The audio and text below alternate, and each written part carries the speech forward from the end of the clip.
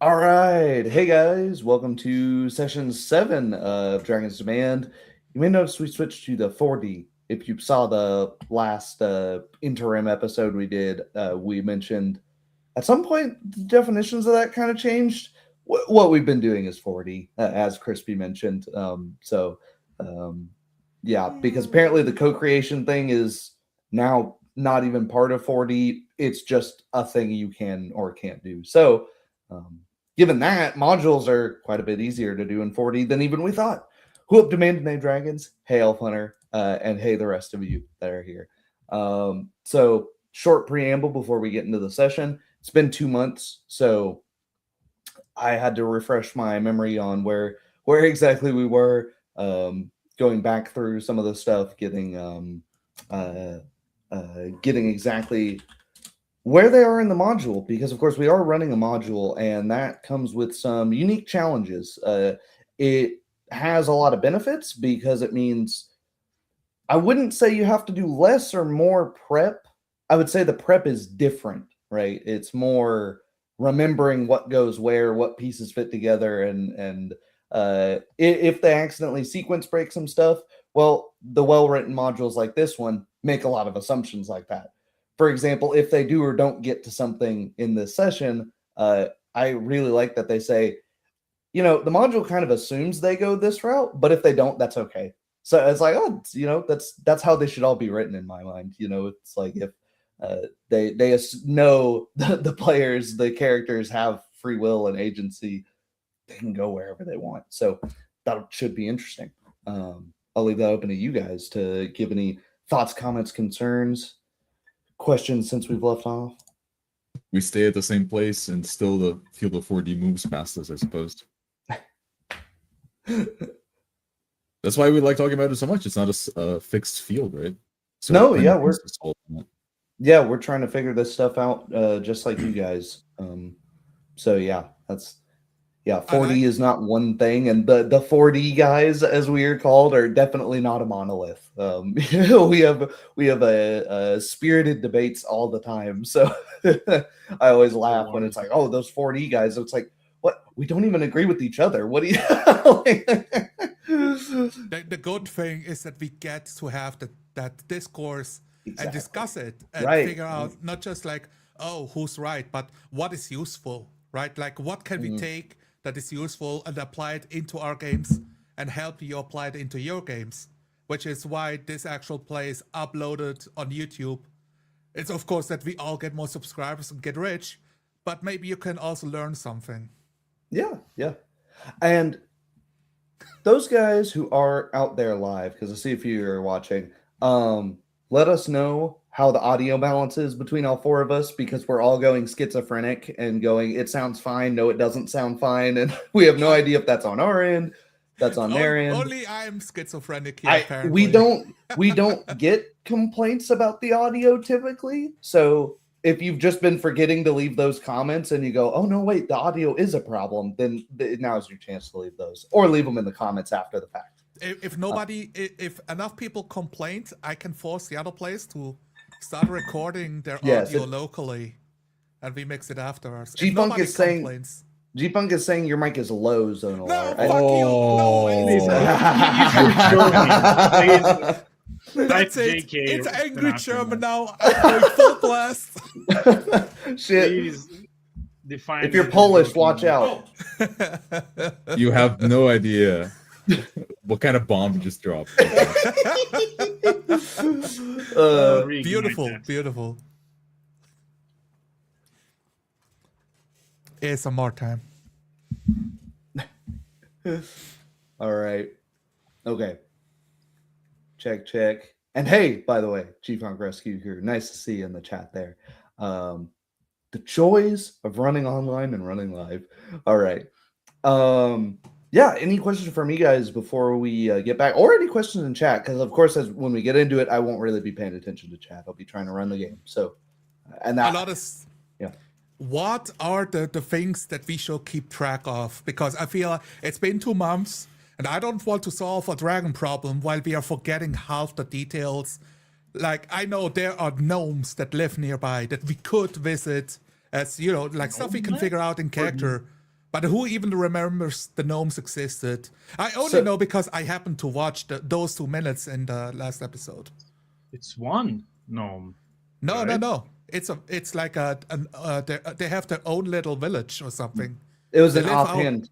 It was an offhand comment, but there is a nearby gnome village. Well, now you have, so now's your time to let us know. I'm speaking now, so yep. It was the. I'm sorry, I'm mixing it up again. The Baroness. Am I right? Yes, and of course that's we'll have we'll get into that, and there will be a lot of reminders of that. Oh yeah, have you, I was about to say I don't recall if I've seen you here or not, G-Funk. Well, welcome, and hopefully it is to your expectations and more. We'll find Let's put up a out. good show, yeah. Yep. I think that I'm ready to start if you guys are as well. Right on. I did watch the previous game, a good portion of it, to get back in character. Mm-hmm. Right on. Yeah, go ahead. Nick, you ready as well? Yeah, I lost my notes, but it's fine.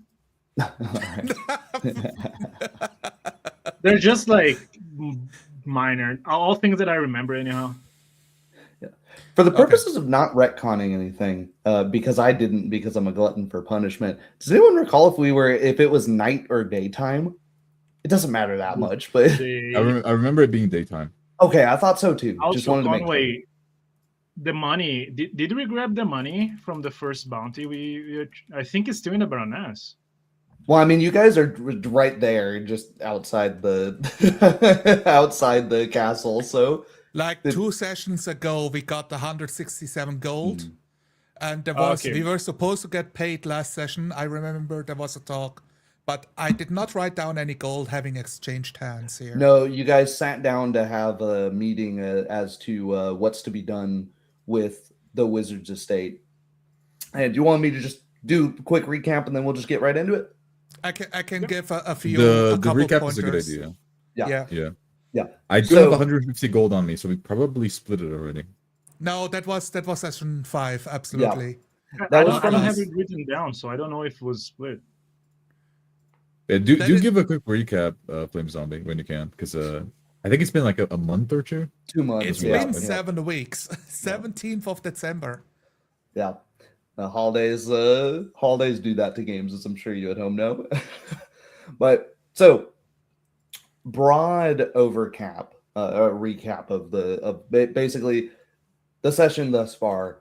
The 3 player characters meet disparate people outside the small aging town of Belhaim in Taldor, an ancient, once powerful empire.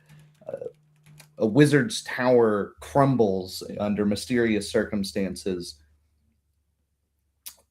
Investigating it at the behest of the locals whose sheriff was gone and then eventually was murdered, they found very strange things dealing with otherworldly creatures and now a dragon, which led to the wizard's untimely demise, the collapse of the tower, ill dealings with the local kobolds, general problems as far as the eye can see. And the town's aging and non-combative population is not well equipped to deal with such problems. Eventually, the dragon made its titular demand. A deal struck by this wizard when he was alive, the dragon now believing that because the wizard represented this town, it is at the behest of the rest of the town to provide him what he was owed, even though the town, of course, knew nothing about these dealings, though they had their suspicions.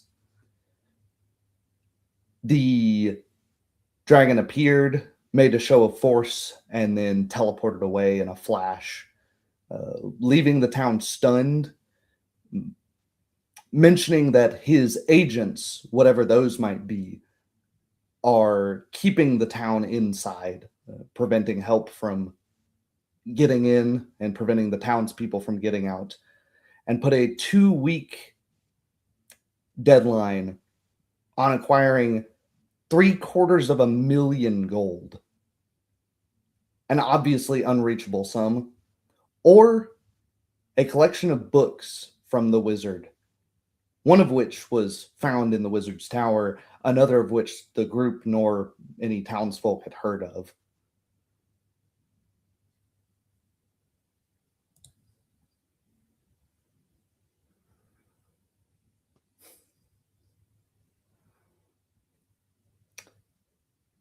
We leave off the stunned guards, townsfolk milling about, the Baroness and her servants exiting the curtain walls to check on you after the dragon has gone in a thunderous bang, teleporting, sucking air with it. I have my hands on my forehead, holding it up, looking down to the grass below me, my eyes still wide from adrenaline. A servant walks over to you with a rag, begins wiping the sweat from your brow, and supports you. Are you all right? The young woman, looking worried. I'm sorry we didn't help. It was like I barely saw a talon, and it was like I couldn't move. It's all right. We all were. We all couldn't move. I grabbed the rag and wipe my forehead, then look over to my companions. Telash staring off into the horizon where the dragon disappeared to, unmoving, unblinking. I'm standing as well just in front of the manor, grooming my own beard with trembling hands. My eyes are jolting all over the place. I'm thinking. The willows sway gently in the breeze, and no animals make a sound. Even the mosquitoes have stopped buzzing as an eerie silence draws over the place, suddenly broken by the ringing of alarm bells set off prior. The Baroness regains her composure, walks out, nods to the three of you. I'm starting an emergency town meeting. If you're, I know none of you are from here. If you want to make a break for it, then now's your chance, I would say. But I don't know if he's bluffing or if he's already set up these agents, as he so put it. I turn back towards her, exhale. Right, the dragon said that I'm an emissary of the town, that I may walk freely. I grit my teeth. It spoke of Saint Chyrexius, a monastery of Saint Chyrexius. Have you heard of such a place around? She frowns. That's very old. These damn dragons always talk about places from hundreds of years ago as if it was a couple of decades. I don't even know if they're still active or if any of them are still alive.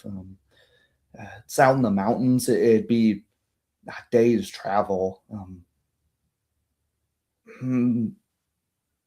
I would implore, of course, you can do whatever you want, but I would implore you stay and listen to the meeting, see what our people have to say. It may be a trap. I fear this dragon is trying to lure you outside to kill you kill the only people really that could defend this place. She bites her lip as she realizes she said the obvious out loud. Cold-blooded, whilst they're looking off to the horizon, Telash mentions, what about our deal? Right, the money, yes. Of course. I had already had it set out, in fact. I'm strides back. I'm standing a few paces from the Baroness and Philippe, just watching whole thing in silence, still stroking my beard, trying to calm myself.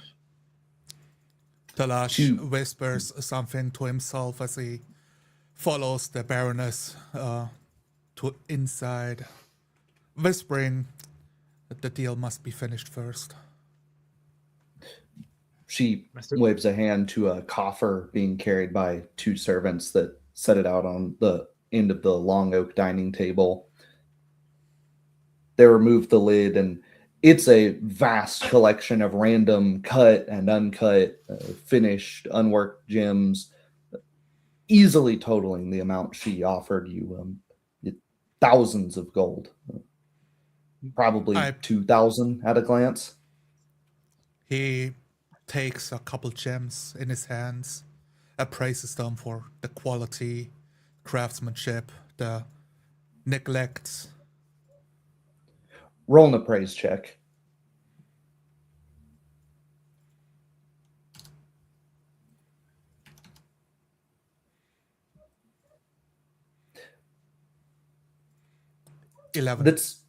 It's a collection of gems from local places. Of course, not up to dwarven craftsmanship, but perfectly fine and certainly valuable. Put them back in the coffer. Master Philippe, young Master Philippe, may I have a quick word with you? Looking downwards, my gaze shifts up. For a second, I see the town, and as I finish, I puff my shoulders back up. Oh yeah, of course, Shire. Give Shire a quick slap on the shoulder. I rest my hand on the back of your plate armor, and I gently start walking, pushing you a bit away from people who could hear us. Oh, about the look book. back, but keep on walking. About the book. You still have under your protection at the inn, correct? Yeah, it's if I recall correctly, it's just in one of the wardrobes.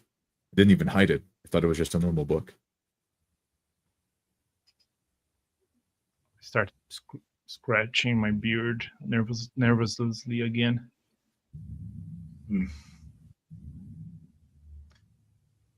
Whatever we do, we cannot let the dragon have that book. And what do you assume we do? Fight it? Dig out an insurmountable amount of gold? I don't think that there is anything we can do, Shire.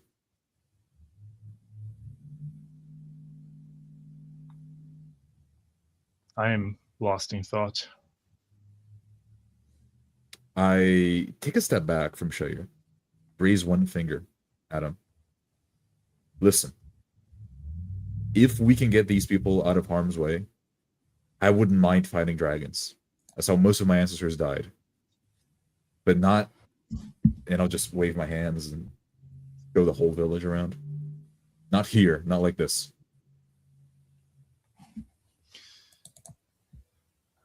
Have you ever heard of Rovagug? Shake my head. No. In my lands,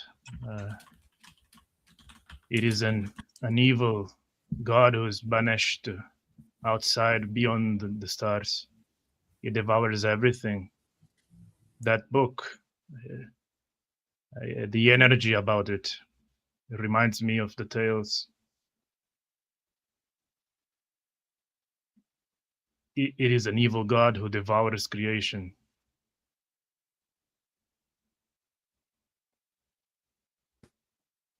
Listen, we don't know where those tunnels under the wizard's tower, we don't know where they go.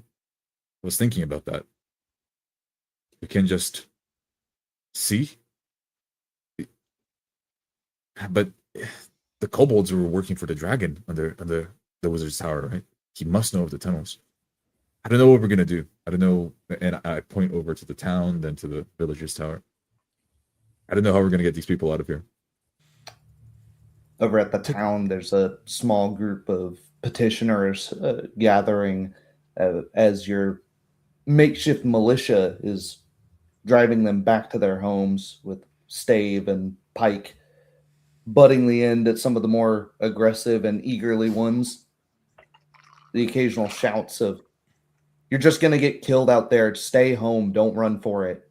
We'll figure this out." And then a figure coming over towards the Baroness's castle.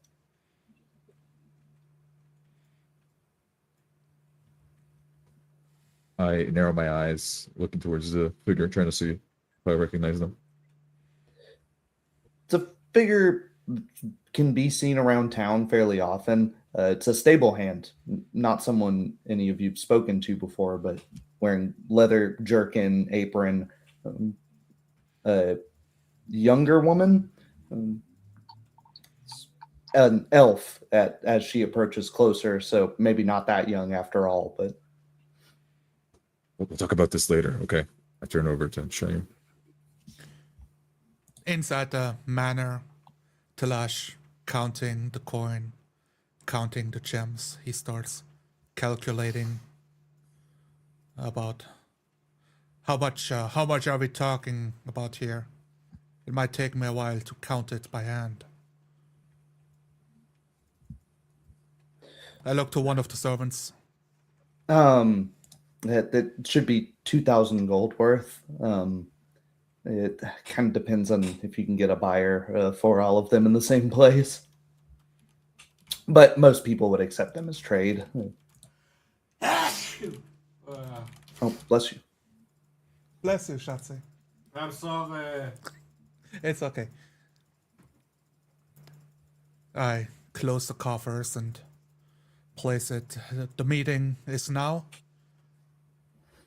Yes, there's. I'll let her make her own introductions as she motions over towards the open door. A nod. I put the coffer aside together with my stave and my knapsack in a corner somewhere. Somewhere where I can keep my eyes on it as I take a seat at the table. One of the servants points at it. Do you want us to leave it there? Or? Yes. Oh, I need okay. it in view. Oh, of course. The servant looks kind of strange at this clearly non-native behavior, but leaves it well enough alone and walks off. The elven stable hand getting nearer.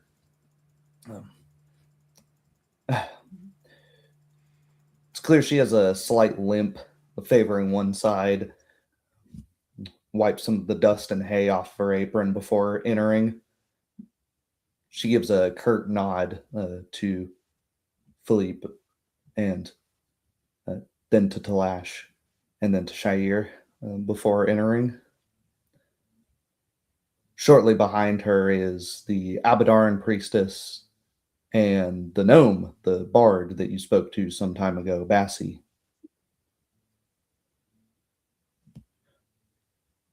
I rest my hand on my scimitar and I start following Philippe very slowly. Keeping up appearances, Philippe looks confident for once. Going over to the manor and taking a seat closer to the Baroness. The servants pull out seats, waiting for you all to arrive. I approach my seat and I nod with my head to the servant. The stable hand takes her seat. Abadarn priestess comes in a few moments later, doffs her cloak, sets it on a rack, sits down, and the gnome scrambles up to one of the human-sized chairs as to kind of pull herself into it to sit properly.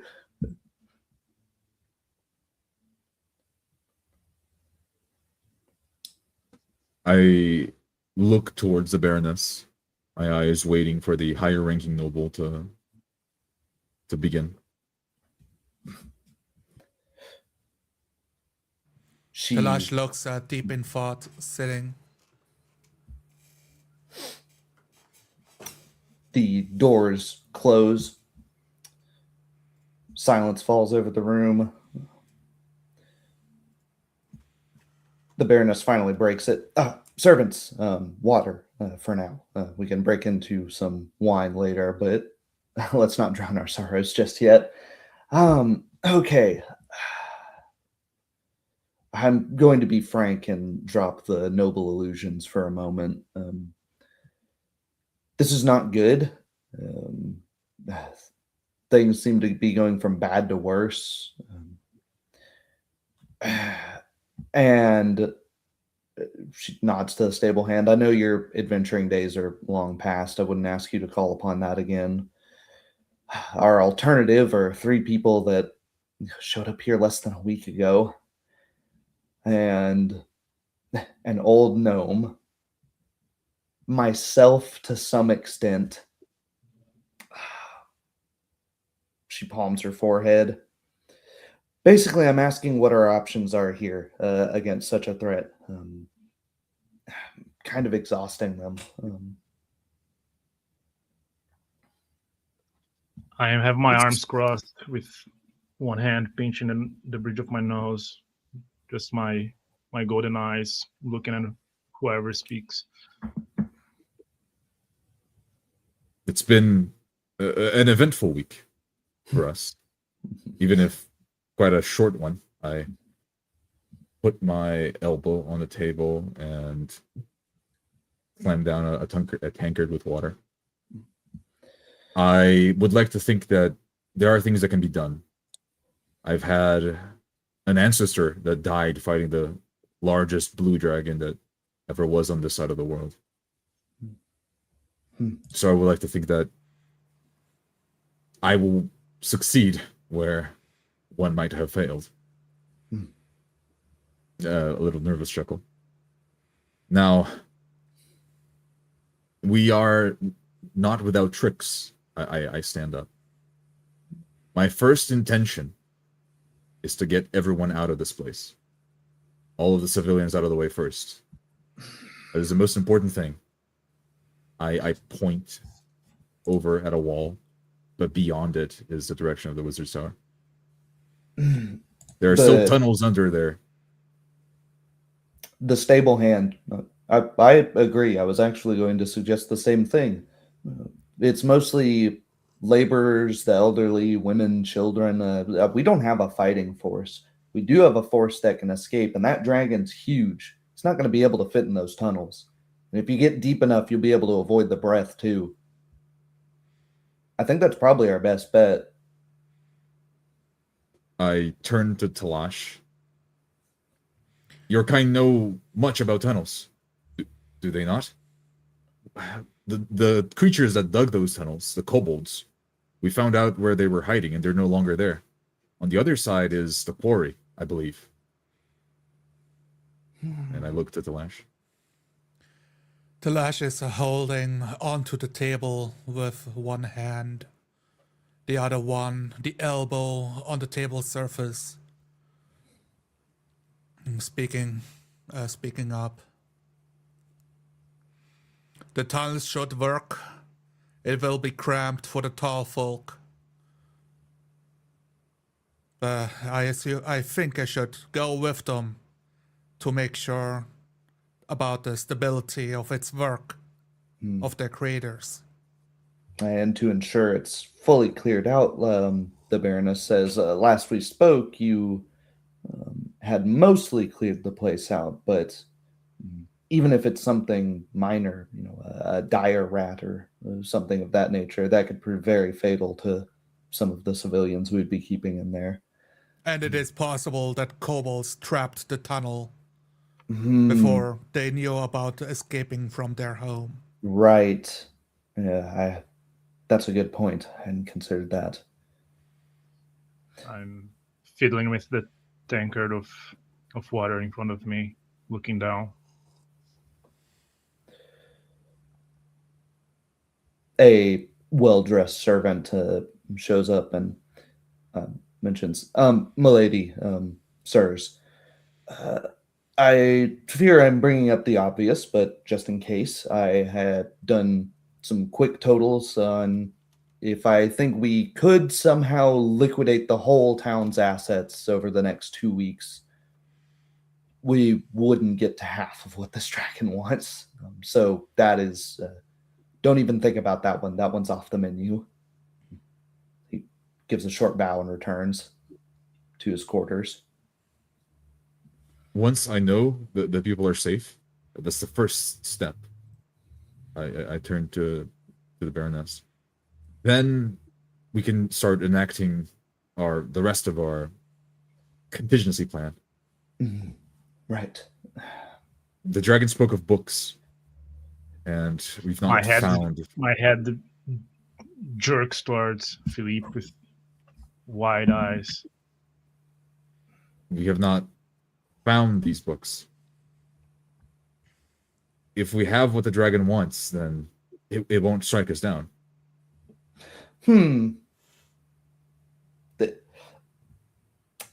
The gnome bard speaks. I hadn't considered just giving him the books. That worries me to some extent. I don't know none of us know what he wants with them. And what use does a great and powerful creature have of books? He can spit fire or use his wings to blast the whole town away. Well, I'd say that's not a bad idea, though. Secure the books, then we can find out what's content they have, and then decide from there. How about that? There are some books that are best left locked away. Knowledge is more potent than any poison out there, I've found. My posture relaxes a bit and I sigh. The Baroness gives a nod. Any of the wizard's findings we'd plan to auction off, but given the circumstances, feel free to use them indefinitely at your discretion. They are no use to us if the whole town is, well, not even raised. I don't know what word you would use for acid. I dare not think about it further. As a future we will avoid. My brow raises. Acid? It's a green dragon. Yes. My ancestors were dragon hunters as well. The different colors indicate different elemental abilities. That's as much information as I can offer you. I did not do much adventuring younger. I had duties here. But I know enough to know red's fire, green's acid, blue is frost. I can't remember many past that, but that basic knowledge. Those are the ones you see around here. Others are odd. Philippe is looking off towards the horizon. Oh, and yes, now that once we get everyone safe into a safe position, then we'll be able to, and once we secure the books that the dragon wants, then we can start acting against it. This monastery, it is where the dragon wants to receive these items. So that is the next logical step for us to follow. I do not believe that that's its lair. No.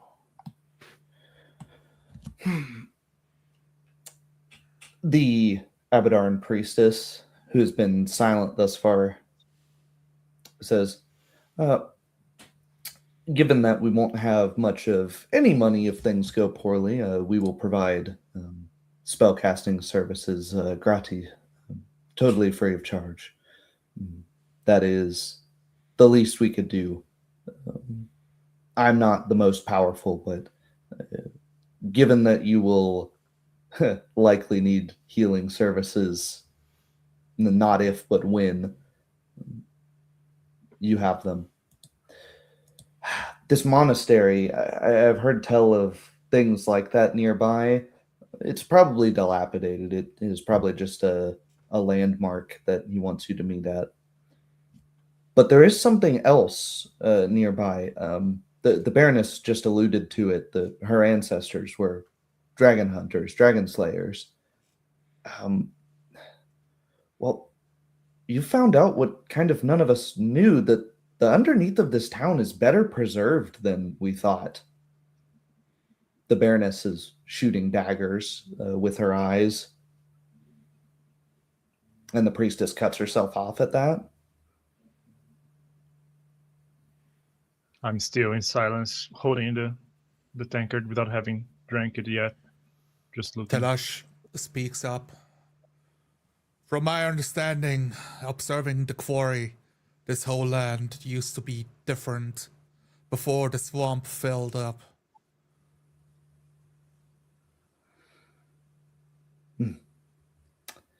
That it did, the Baroness retorts. Quite different. Yes, it's true. There's no use hiding it. It's sore memories, but at this point, I guess there's nothing for it. It's a tomb. My ancestors didn't take very good care of it, and it was already in a pretty sorry state by the time I assumed power. My late idiot husband went down there trying to fix things and just got himself killed. So it's not a place I have fond memories of. But if you think you would find something useful in there, and you probably would, feel free. But Philippe looks towards the Baroness, slightly confused. We're not just going to delve into a tomb. We're not going to disrespect your ancestors in that manner. But we need us to get everyone out of here first.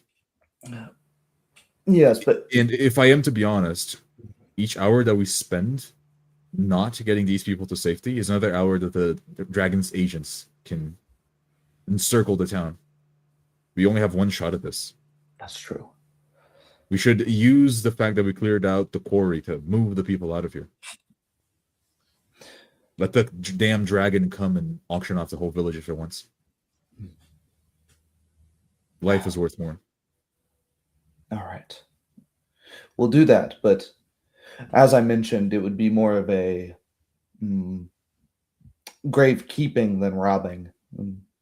Like I said, the place has not been maintained for decades, perhaps centuries. Like I said, this place was not always savory. I'm sure the dead down there are restless. It would be It is worth exploring after the townsfolk is reset at the quarry. I think we could use any tools or items we could find on the way. She has a servant bring her a quill and parchment, write something down, and hands it back to the servant, and has the servant pass it to you, Philippe. I follow with my eyes. Look at it from a distance. It reads, "And you would be doing me a great service to find out what happened to my husband." I'll wrap the scroll back, hand it over to Shayu. Right. That is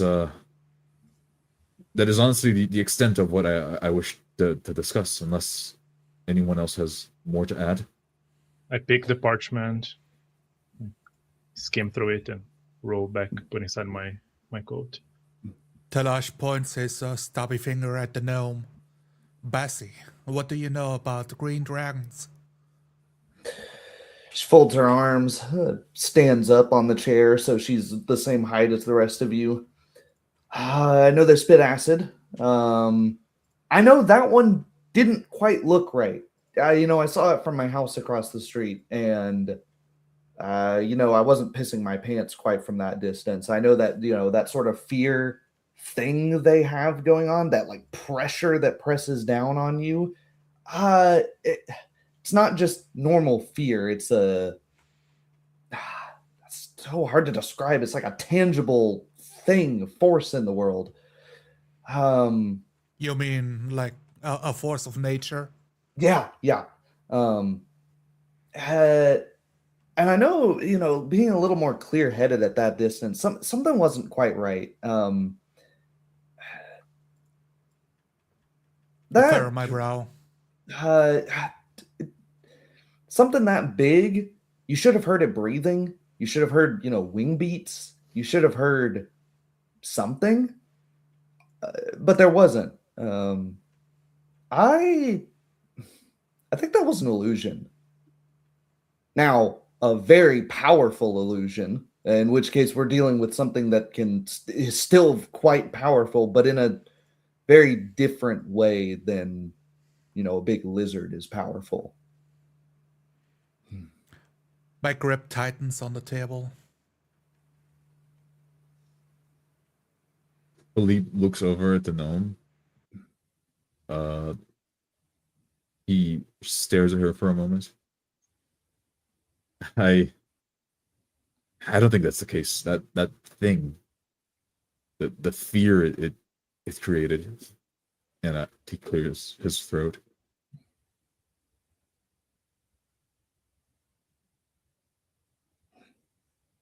Well, you saw it from closer than I did. This could be a trick of the light.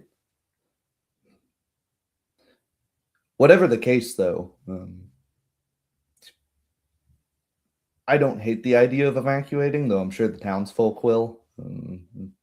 Maybe a little tricky to convince some of them to go, but she shrugs.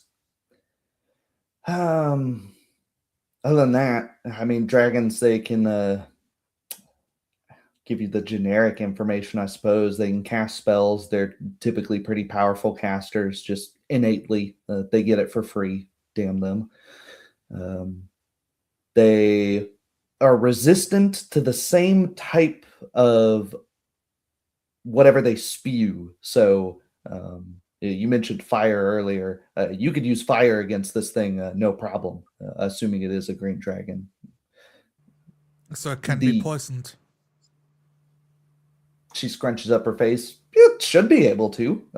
They've got blood like anyone else. It'd be really hard. They're quite hardy.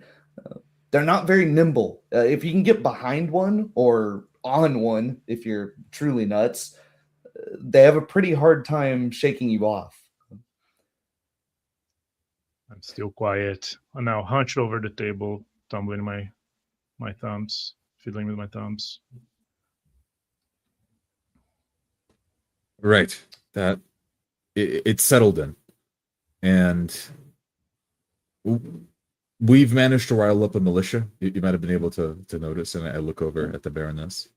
They did a quite good job keeping the townsfolk in line just then. The evacuation might be more doable than previously thought. Their hearts are in the right place. Tell them that they might find kobolds, and I'm sure that they will be ready to be the vanguard of the repositioning townsfolk. Yes. You have a future in propaganda, young Philippe. I sure hope I do have a future at all. Right.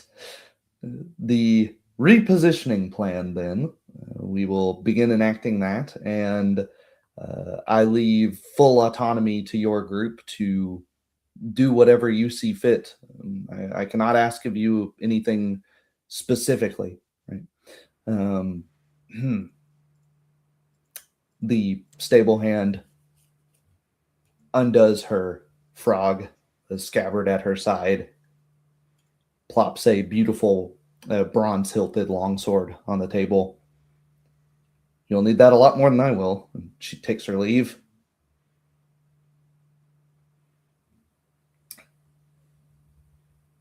I look at the blade. It's a gorgeous red stained leather with bronze and brass fittings. Clearly magical. It is some sort of, not quite artifact, but a powerful magical item.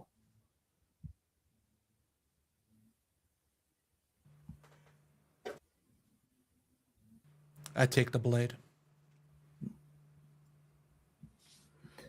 Feeling the heft, it's expertly balanced, even in the scabbard. feels as swingable as anything else. I thank you once again. Our group, we have done very well, but there was a particular moment when, and I look over to Shire, when my friend was hit by a dangerous creature.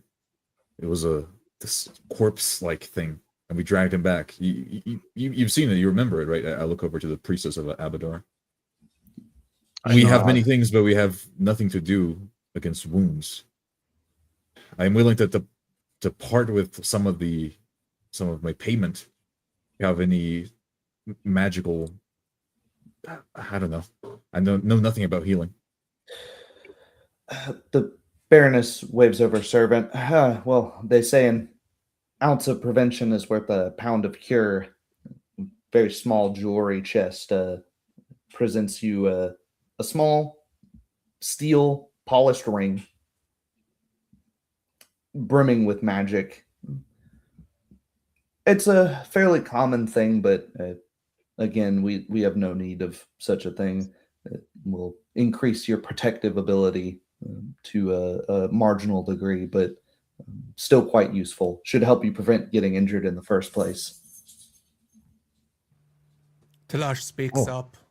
We do have a couple of the potions still around that we picked up from a few days ago. And as I said, I'm staring at the gnome during the conversation.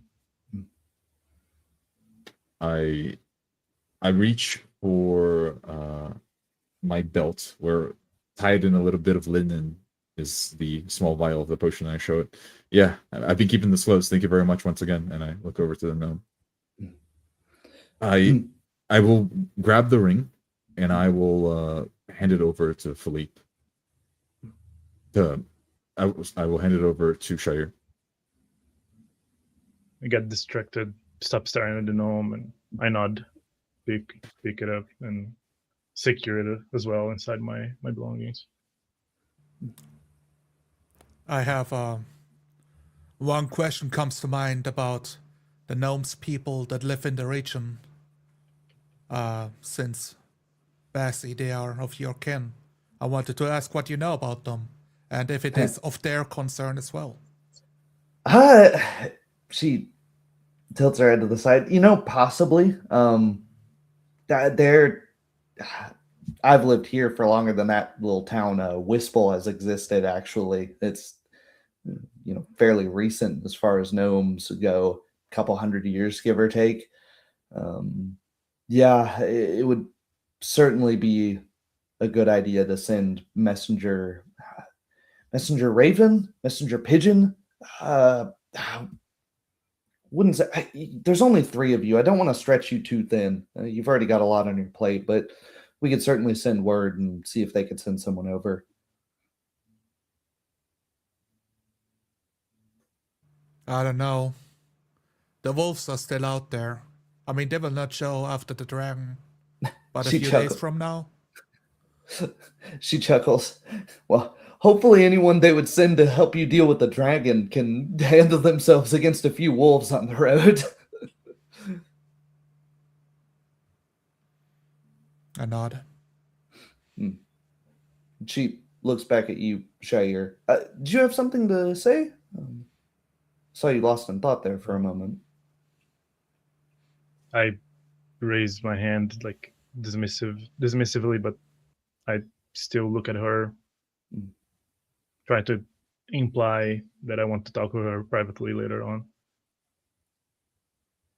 She taps her forehead. Gotcha. Well, if there's nothing else. I gave you all that key already, right? That was a while ago. I can't remember if I did. If I didn't, I can come back by the house. I've got that somewhere. Other than knowledge, that's about all I can give you. I check a small ring with no keys on it. Shake my head. All right. Well, I'll get that to you guys momentarily. It opens something underground. That's all I know about it. I don't even remember where I got it. I'm rambling here. Don't listen to me. Anyways, this is good. This is good then. We need the key for us to go under the wizard's tower. Maybe it's something down there. I don't remember hearing about this key. Oh, perhaps I probably skimmed over it. Sorry, I'm an old lady. We did talk things. about it. Talasha remembers back. Yeah, maybe, I think the dragon interrupted us. Oh, yeah, that. Sorry, I'm starting to lose my memory here. Anyways, she wanders off. Her hair notably brighter than the last time you saw her. It is a garish green and pink. Talash speaks, leaning towards Philippe. We can't leave the town outside, but it won't do them any good to stay for longer than a couple weeks. If this problem is not resolved, there will be no town left to return to. It might be razed, looted, pillaged, and all the grain, all the plants be destroyed. If left to That's its why we need to own. act fast. I look over to Talash. You are correct. We need to act fast. We need one militiaman to come with us. He will not go down into the dangerous tunnels under the wizard's tower, but we will relay him the message once it's all clear so that he can tell the rest of the town. I will send word for Tresson, I believe it was, that had that, the Baron says, wringing her hands. I look over this, to this Josiah guy? I talked with him in the tavern. We had a deal. Mm-hmm. Yes, it was Tresson and Josiah, I believe, the two of them.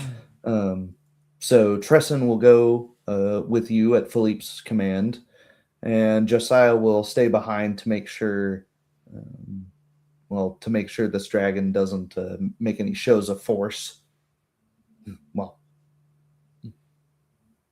Kurt still in silence, just looking at whoever's speaking. I look down at Shire and I take a step closer to him and lay my hand on his shoulder again. Right. Shire, could you go with the gnome to fetch this key, and we'll meet in 15 minutes over at the wizard's tower for us to clear it out. I nod. Shall do. And I take my first sip from the water as I stand up and bow before turning my back, walking towards the door. The priestess breaks silence again, long in thought. If you need healing, I can be a constant source of it. If you wish for me to accompany you on your journeys, my page is more than capable of treating simple wounds back at home. I've trained him well. I would not be so harsh as to demand you to follow us into what could be a dangerous expedition. She waves her hand. No demand. It's not a demand at all. It's and besides, the place is a lot more dangerous if you fail. So I have every weighed the scales in my mind, and Abdar seems to be quite in your favor these days. I open my mouth as if to speak, then I close it and just nod. I had not even thought of the prospects of failing. I will accept your help then. Oh, sorry, my mistake. I didn't mean to plant the seeds of doubt. She offers a prayer. Of course. Well, then let me gather my things, and I will accompany you on your journeys in the future. I look over to the Baroness, and I must gather my own things as well, asking her for a cue for her to allow me out, as she is the higher-ranking noble. She nods, waves her hands, and the two servants at the door open the doors again. Talasha nods as well. Your help is well appreciated. We will see you then. She. I am Oh, this is kind of funny, the priestess.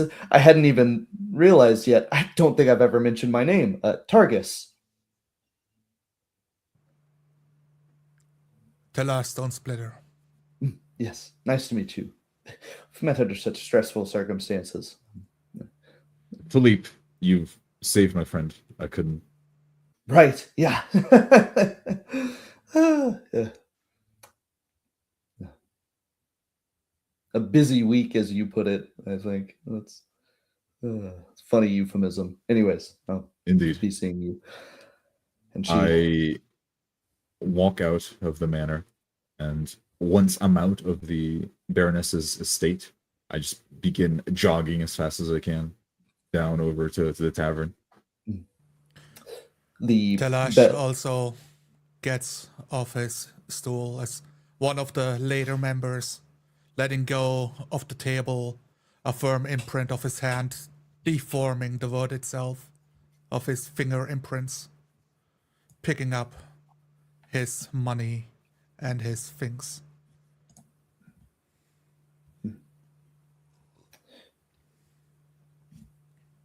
The bells continue ringing in the town. Townsfolk now exiting their homes again, being gathered as the stable hand and the 5 or so of your militia gather, the hundreds of people pouring out of their homes, clearly laying out the plan to evacuate or reposition, rather.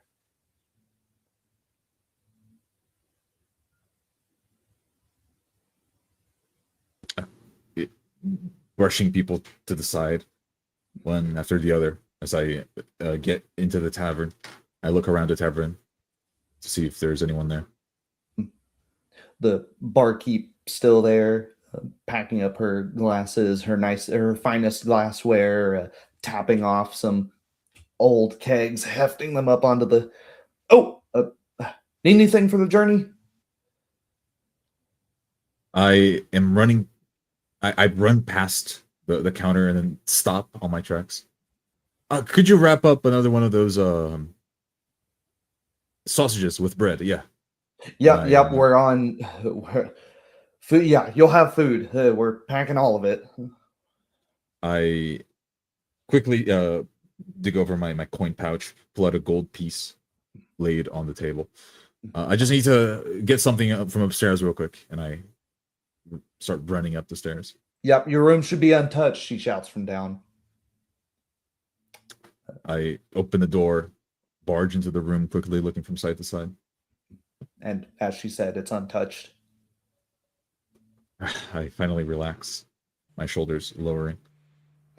I go over to the wardrobe and open it to find the book, the books and scrolls I looted from the Wizard's Tower. Grab them, put on my back, and leave the tavern. Shair, the gnome, is continuing to walk over to her home, expecting you to follow. I start jogging to catch up pace, and my mouth is a bit dry. Master, Mistress Gnome, may I have a word with you? Of course. Now's the time. I dare not to speak during the meeting, for I do not know the customs of the land, but what would you know about the Jinn? Jinn? Are you able to commune with them?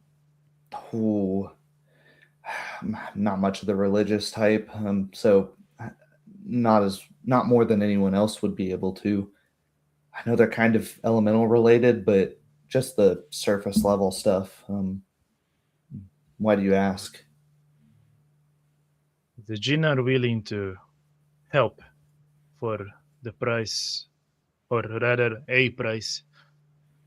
But since that is not an option, well, where I come from, and I finally catch up to her, I start walking on normal pace, breathing heavy.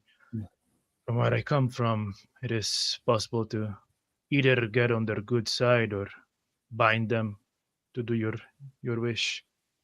She stops in her tracks. I don't know about Jinn, but binding other elementals. It's dangerous, but it's a possibility. Might be less dangerous than fighting a dragon head on. Probably Well, so. Earth's gene, they could help us with the tunneling. Let me check my books. She hops on over to her door, starts jingling the keys, unlocks it, swings it open to her vast library, scrambles on top of a small ladder made for children, tosses you a key haphazardly. That's the key I was talking about. Rifling through books at schizophrenic pace. Damn. Sorry, it's not something I touch on very often. Come back, or I'll come back to you whenever we're getting everything evacuated. Very well. I appreciate your help. I bow. Of course. Take my Really, you're leave. doing all the heavy lifting. Oh, and put that ring on, damn it. It doesn't do you any good in your pocket. Well, of course. Forgive my unculturedness. I slip in the ring. The ring resists your finger at first before sliding on as one normally would. There's a clear layer of force making it difficult to touch. Quite odd to the touch, isn't it? Yep. Should she walks over to you to give you an experimental slap, and her hand is stopped about an inch away from your thigh. Nope. Yep, it's working. Thank you very much, Mistress Gnome. Well, I'll keep looking for those books. Well, you've got important work to do out there, so. Thank you. I bow once again and I take my leave outside of the door. Walking across town, people everywhere. I move through them looking for the druid that I've saved. He's currently helping the tobacco farmers bundle up as much of their raw and aged leaf as possible, carrying it in crates and cloth bundles and any other form that it'll carry in. I walk closer and start helping out, not saying a word at first. Lanky elven farmer then looks down. Oh, thank you. No worries. Druid, can I have a word with you? Oh, of course. He hands off the bolt that he's handing to someone else and steps to the side. Does this need to be private or? No, it's all right. I understand as a man of nature. Why is there a swamp here? Oh,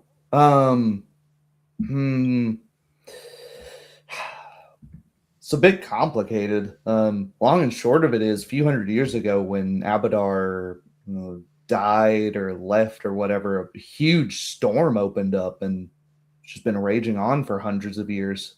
Caused a ton of rain. From the history I know, we never got so much rain in the past, and well, it's changing the way the world is.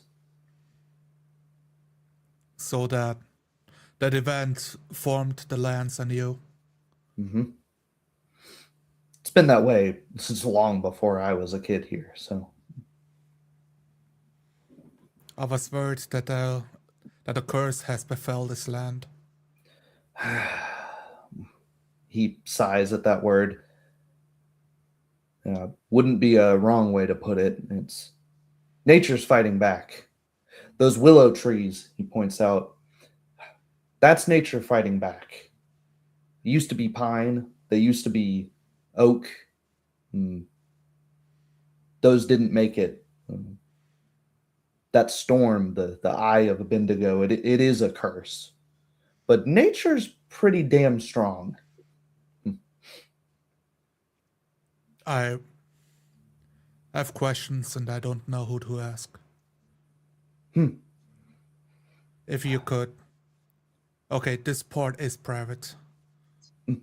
He waves on over to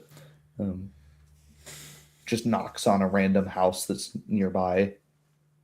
Well, all abandoned anyways. He cracks the door open, motions you in.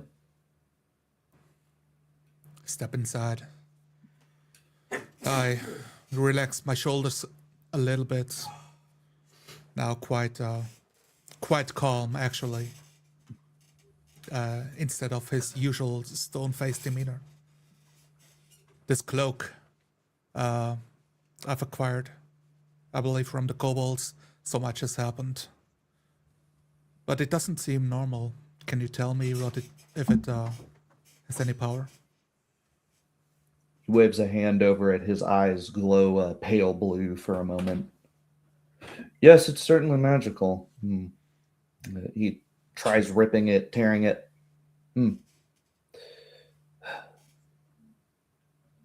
He starts to throw it over your shoulders experimentally and pins it in front of you. Now you look more like a Taldan. A faint smile. Well, It should help. He snaps his fingers, produces a magical flame at the end of an index one, and holds it at the edge of the cloak, and it doesn't light. You think this will help against the dragon's breath? Help? Certainly. I wouldn't rely on it, though. A nod. This other thing. I don't think anyone can understand, which is why I ask you.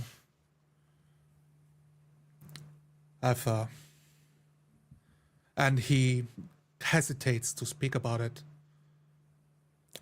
Much like you, I've been a slave. But my duty has been a couple decades. I've learned to protect my mind. He opens his mouth to respond to something, and it's interrupted by a screech outside, that of a massive bird, and then the shouts of, "Drake!" Outside, the townsfolk are scattering, hunkering down in the closest positions they can.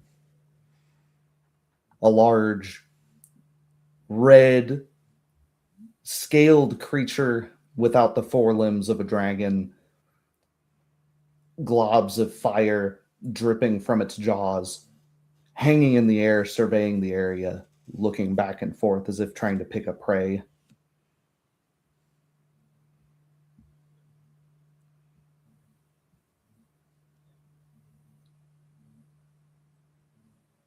Philippe, tired from jogging around town, finishes cresting up the hill where the wizard's tower is. Breathing, tired. He puts his arm on the stone, on a large chunk of stone bricks from the fallen tower, and he breathes. Then he looks over towards the town. The drake hangs a few hundred feet from you, 60 or so feet in the air, beating its wings, struggling to stay in the air. The creature is huge, not as large as the dragon, not nearly so, but greater than horse-sized. A beast that shouldn't be able to fly. Ungainly, gangly snaps at a couple of peasants from dozens of feet away, missing by a huge margin. My eyes widen and I immediately reach for my sword. And I see that it is just there watching. exhale again.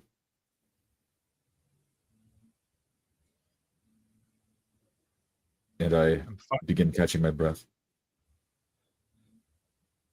I'm already within the town's residential area. I see the Drake from afar as well. I reach for my scimitar, studying from afar.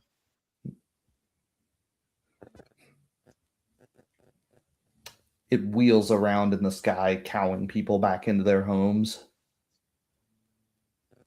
Some flee over towards the wizard's tower, and the creature wings over. Clearly too much going on at once for one thing to do. Damn, we're too late. I begin running down the way I just ran up from the wizard's tower. Shair! I'm shouting out. Talash! At the screaming of the townsfolk, Talash turns towards the door, stealing look in his eyes. He rushes outside, almost knocking the door off its hinges, surrounding the areas. Not another dragon! Townsfolk are pushing past you, trying not to knock you over, nor knock themselves over, hitting the stone-like creature. They just point towards the thing in the air and keep running past you, Talash. I adjust a scabbard, tying it to the belt, and run towards the beast. Try to get as close as possible. Come down here, you ugly miscreant! It adjusts its view, snapping away from the peasants and townsfolk that it was chasing after before, staring dead at you, scaly predator eyes, begins its descent in a dive bomb.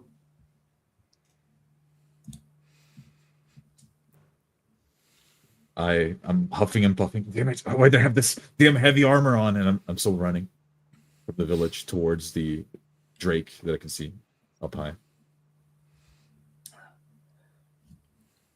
You've cut the distance about in half at this point, and the creature descends its to almost skating across the ground in order to attack Talash. I steady myself into defensive stance, looking for an opportunity to strike it. It slides by, slapping you in the chest with its tail, but leaves itself wide open for counterattack. One hand grappling onto his leg. I swing, almost taken off the floor for a bit, and strike it hard in the thigh and a kick into the wing with my stunning strike.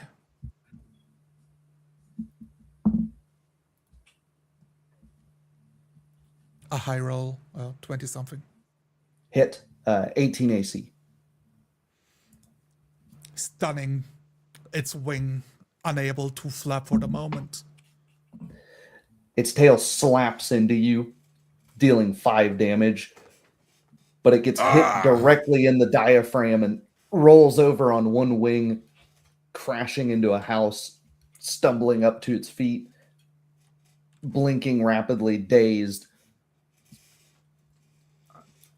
In the middle of all the kerfuffle, people running, and I see the creature attacking Talash. I draw out my scimitar and I run, trying to flank the creature.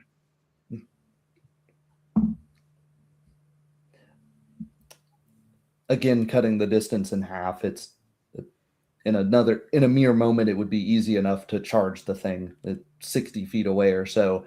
The townsfolk have scattered enough to give you a good path.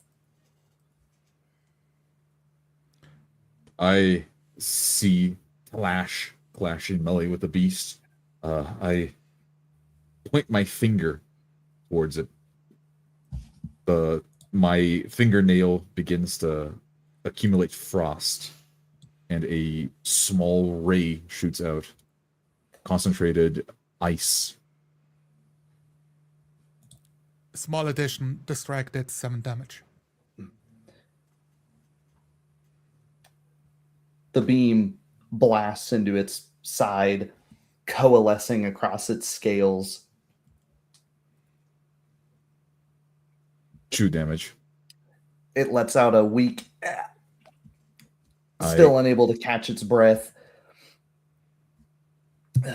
The creature starts stabilizing on the building, stumbling to its feet. From around the corner, Tresson, with the pike you equipped him with earlier, drives it clean through the beast's carapace as it turns around.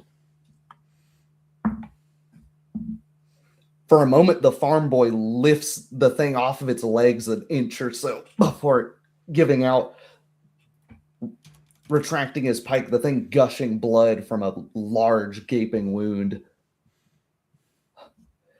Shut! I've got you! It's just in a blind blood fury, unable to utter common. I yell out loud, "Good work, lad!" And I pull this beautiful longsword out of its scabbard, raise it up into the sky, and aim for the neck, slashing down.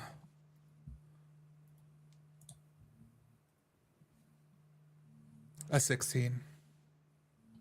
With whatever modifier is on the longsword. The sword draws itself in to the beast. What would have missed had this sword not have some enchantment just slightly guides your hand, an invisible helping assistant, to draw this bronze blade cleaving into its scales. Another gush of blood spurts out from a slash.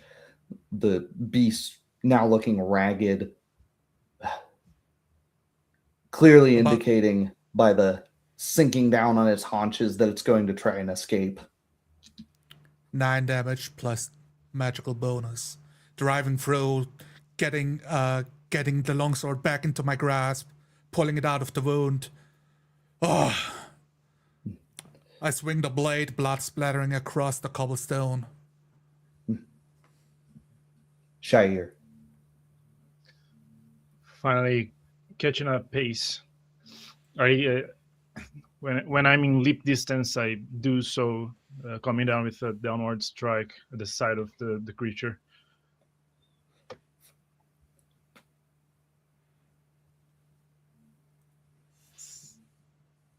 $15.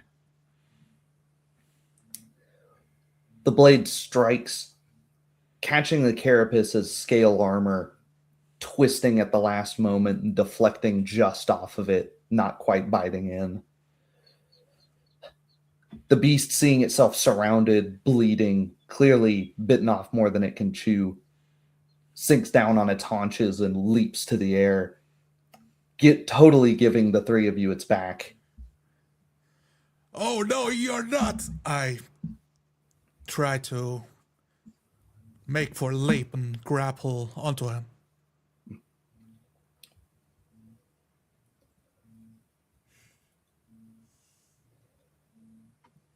$25 something. The thing doesn't get very far off of the air before your hand finds purchase on its leg. My feet digging into the cobblestone, a couple of the stones unturning, pulling out of the floor itself as my feet dig in. Philippe. I pull out my sword and run in. I put the rapier in front of me as I dash forth, and I aim it so not hit Talash. Just pin this thing down.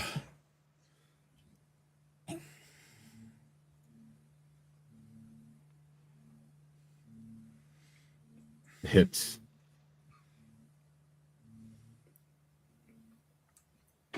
Uh, 13 damage.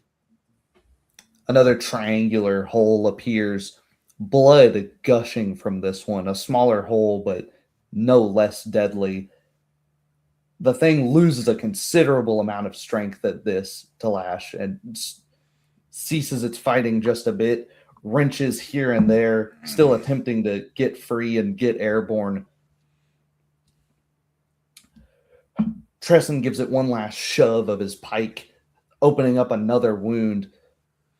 The thing is pincushioned. There's 5 holes in it now, just draining blood like a stuck pig. Shire. I drop my scimitar and I leap towards Tristan's and help him pin the creature down with the pike, applying all my strength. Make a strength check. 9. Between the 3 of you, the thing is having serious difficulty getting airborne. It was hard enough without the holes in its wings, without 3 individuals pinning it down, the pike piercing through, sticking into the house behind it. It makes an attempt to shake Talash free. CMD. Okay. Let me check. CMT 22. It kicks its leg free and forces your grip finally loose, but that's all it manages to do. I enter fighting stance, like slapping my foot down, cracking the stone beneath me. I go for swift punches, a 1-2, striking as hard as possible through the drake. A 12 and a 26.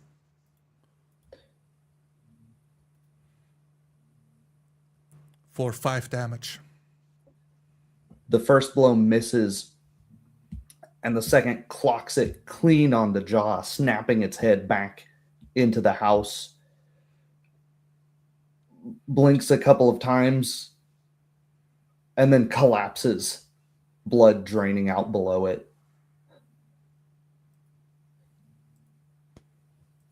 Not having had the time to catch my breath, I'm breathing heavily.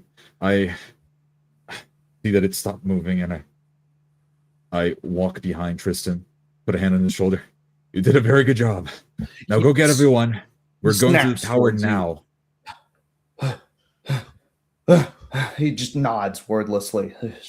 Listen, Tristan. I believe in you. You're going to stay in the rear. The 3 of us are going to go into the tower, and you're going to keep that pike on the tunnel. Don't let one of those things come in. He spits, nose bleeding, nods and starts running off ragged. I let go of the pike, bend over to grab my scimitar once again, sheathe it. I suppose that's one of the agents. The townsfolk are starting to leave their homes. And go ahead. The townsfolk are starting to leave their homes, eyes aghast at the fact that the thing's actually dead and in short time, too. Talash still within range, steps, couple steps closer to its exposed ribcage, exposed chest, and he closes his eyes, draws his hand back, forms 2 fingers outward as he breathes out slowly, and his blood starts to glow as it moves rhythmically through his body, and he jabs through the ribcage, piercing it with a thundering strike as he grabs to where he assumes the heart to be, grabbing an organ and pulling it out. The thing fully stops breathing. It's absolutely destroyed, gutted like a fish. I'm frowning, looking at Delash. By the Jintalash. What was that? I turn to him.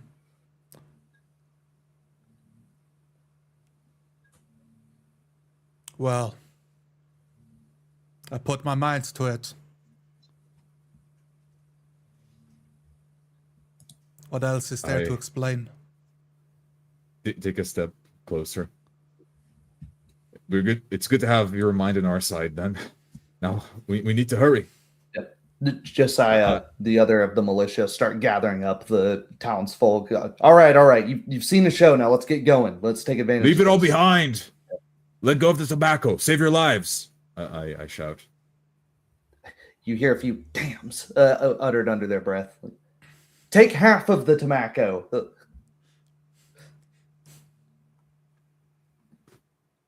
And I hold it's time to in go. my hand. Should I? Oh. Feels like a waste to drop it now. The druid runs over out from behind the house that the thing's body is pinned to. Wraps it, takes out some linen. Here. This can be valuable. Wraps it up, ties it up quickly. Do you want to carry it? It's not exactly sanitary, but I have no need for a dragon's heart. All right, see what we can do with this. He chucks it into it. I will go over this beautiful sword that I just left on the ground, lying around. Pick it up. The blood runs slick off of it. No sign of verdigris or tarnishing at all. Absolutely pristine from the fight it was just in. Philippe looks over to Talash and Shire. We need to go now. We are at the tip of the spear. We need to be the first into those tunnels. They will soon notice that this thing is lacking, and they will send more. It needs to be now. If our plan is to work, that is. The townsfolk are hurriedly gathering what they can, only what they can carry, and a couple of carts, hand-drawn, even dog sleds, any form of transit, any form of goods that they can carry, are making their way towards the wizard's tower. I guess I glance towards the direction of the inn and back at Philippe. Let us hurry then. I just give him a nod. And point with my thumb over to the backpack on my back. A nod. This is a good plan. We should carry it through. I put the lantern on the edge of my quarterstaff. Clip it on. Turn on the bullseye. 2 lights my positioning. Making my way towards the front of the pack. Let me through. I will help guide you. We cannot have you walk into any traps or down that massive gaping hole. Let the door up in front, I shout. You don't need to say it twice. They look down at Talash's hands covered in blood. And it's up to the elbow. I think that's a good stopping point. Wow, really? Amazing. Because Nicholas was late. Let's all blame him. What? I had to leave for a while there. But what do you mean I was late? I was the first. I was ready to start at. I mean, I was ready to start at 6. Are we not starting at 6? I thought we just had to start it at 7 your time, Zonalar, last week because I had an interview. That was probably my bad for not saying that. That's not a normal thing. That we can start at 11. Let's post the time session thing again, so we actually know the time. Yeah, we'll absolutely do that next for next week. I was intending to roll to see if I even noticed the sword on the floor. And I think I did. I'll make a note right now. I picked it up. I mean, that's why I mentioned it to pick it up. I assume that. Yeah, because you didn't say it, so I didn't. I had to drop it to grapple the leg, so I wanted to bring attention to it again afterward. Yeah. And that's an interesting thing about like a Pathfinder mechanic that came up. You only actually have to have one free hand to grapple. So Interesting. there you go. You didn't have to Yeah. have both hands free. I also know like Grapple this. is your term because it's more like a grabbing the guy's shirt. That's what it is. Right. So hanging on to the thing's leg with one hand, and I totally also could have did done that. check- It worked either way. Strike wrong, by the way. I was supposed to add a +7. I added a plus 3 or +3. Probably have hit. +9 because you charged. Don't forget. Oh yeah. But it's Things were moving quite fast. right. was Yeah, also It was a really cool thinking- combat. yeah.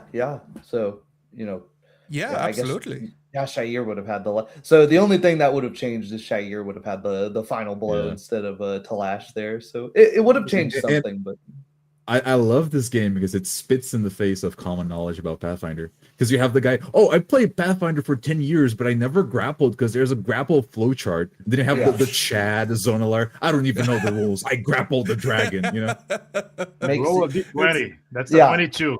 Does it yeah, pass? it's I'm just it's calling like- it out for Mortal Kombat and see if the Drake bites. How smart is it? Yeah, good call because drakes are stupid and aggressive. And Yeah. what was this one idiot doing? He's so much smaller than me. I was And, like, also, if that's not working, I was thinking about like, can I even reach it if I throw my mithril dagger at him? Is that gonna do it?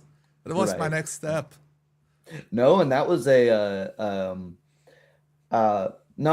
was a good call to antagonize the like creature of like wrathful, not that bright. It's and you don't have that much in the way of ranged weaponry.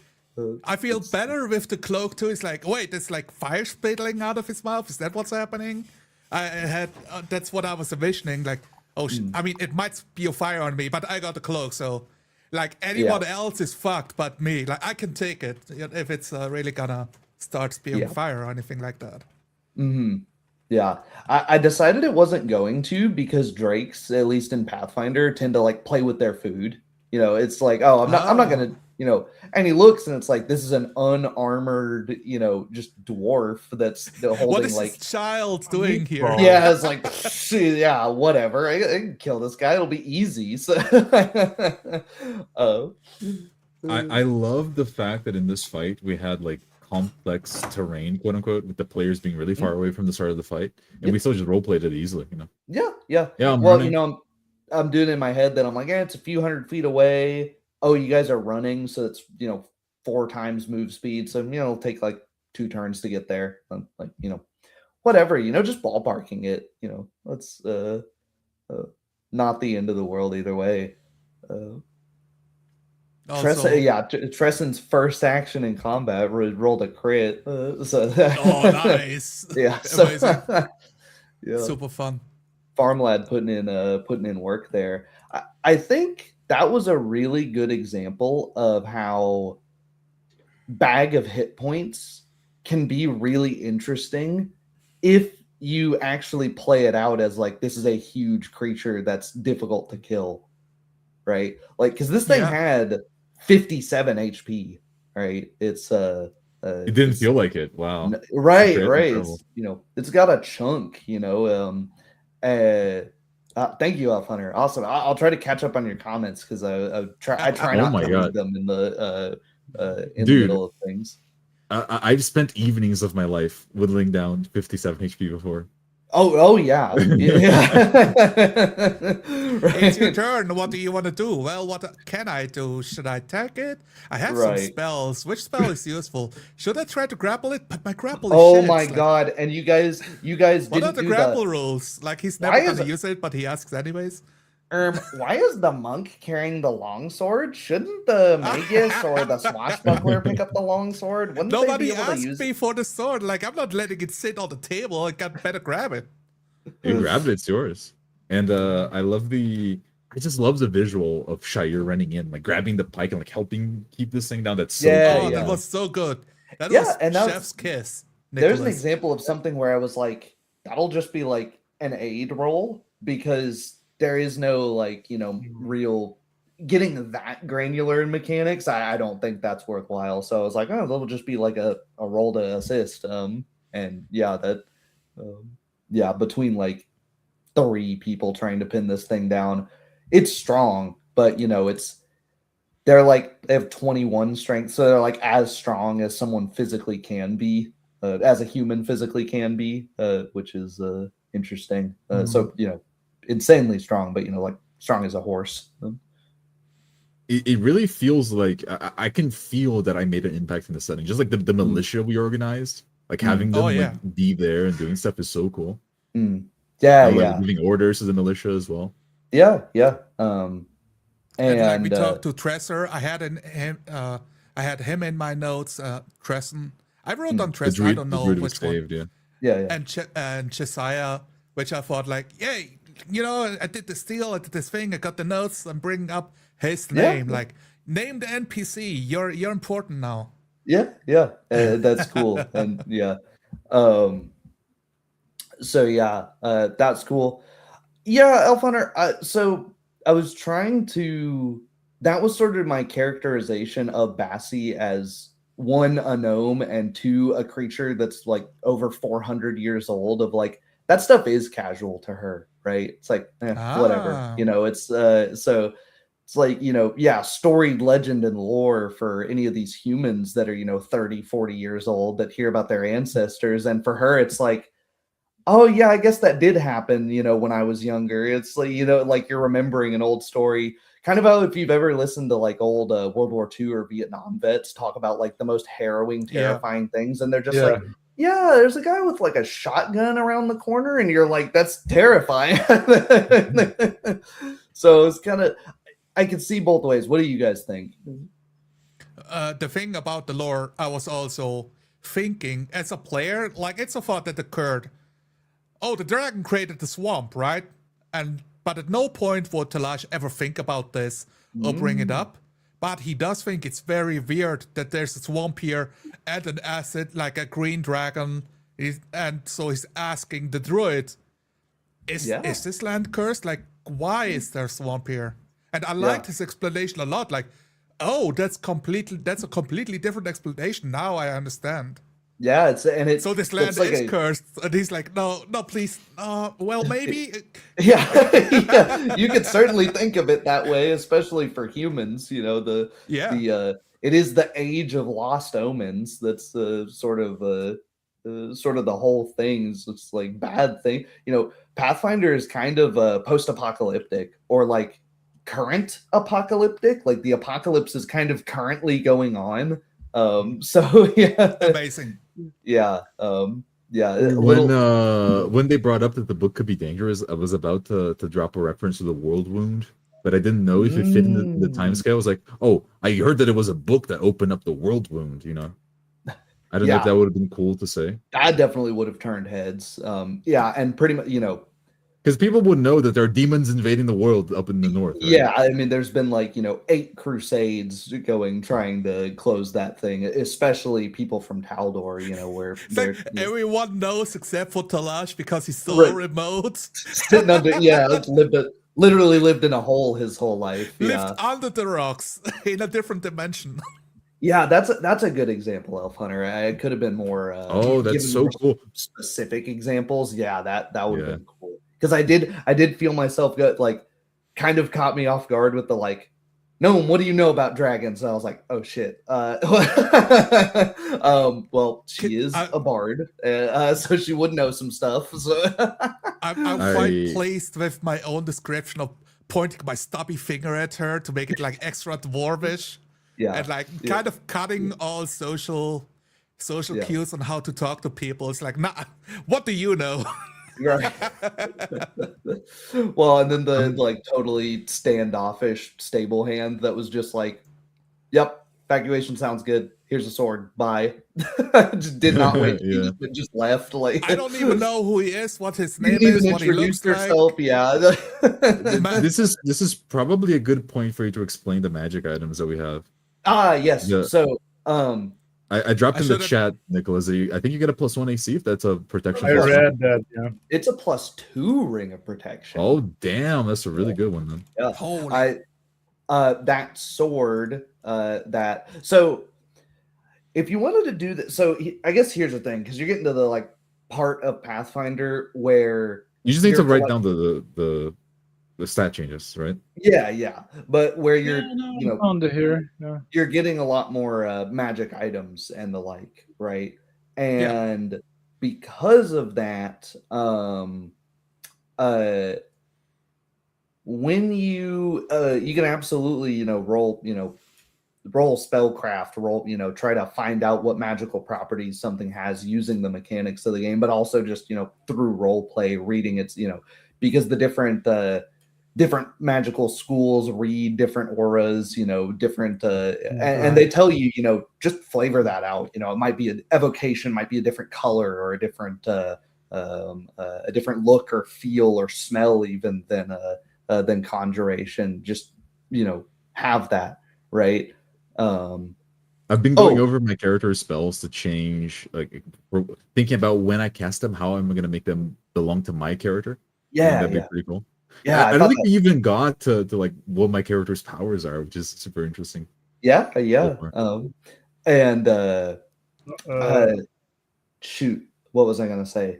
But on that, I don't think it would be a big break to just like very shortly, especially with things like that. Ring of Protect, it gives you a +2 to AC. That would take 2 seconds, right? There are some for sure that if it does like some crazy complicated magical thing, that would, I think, would just be a play it out, right? Like for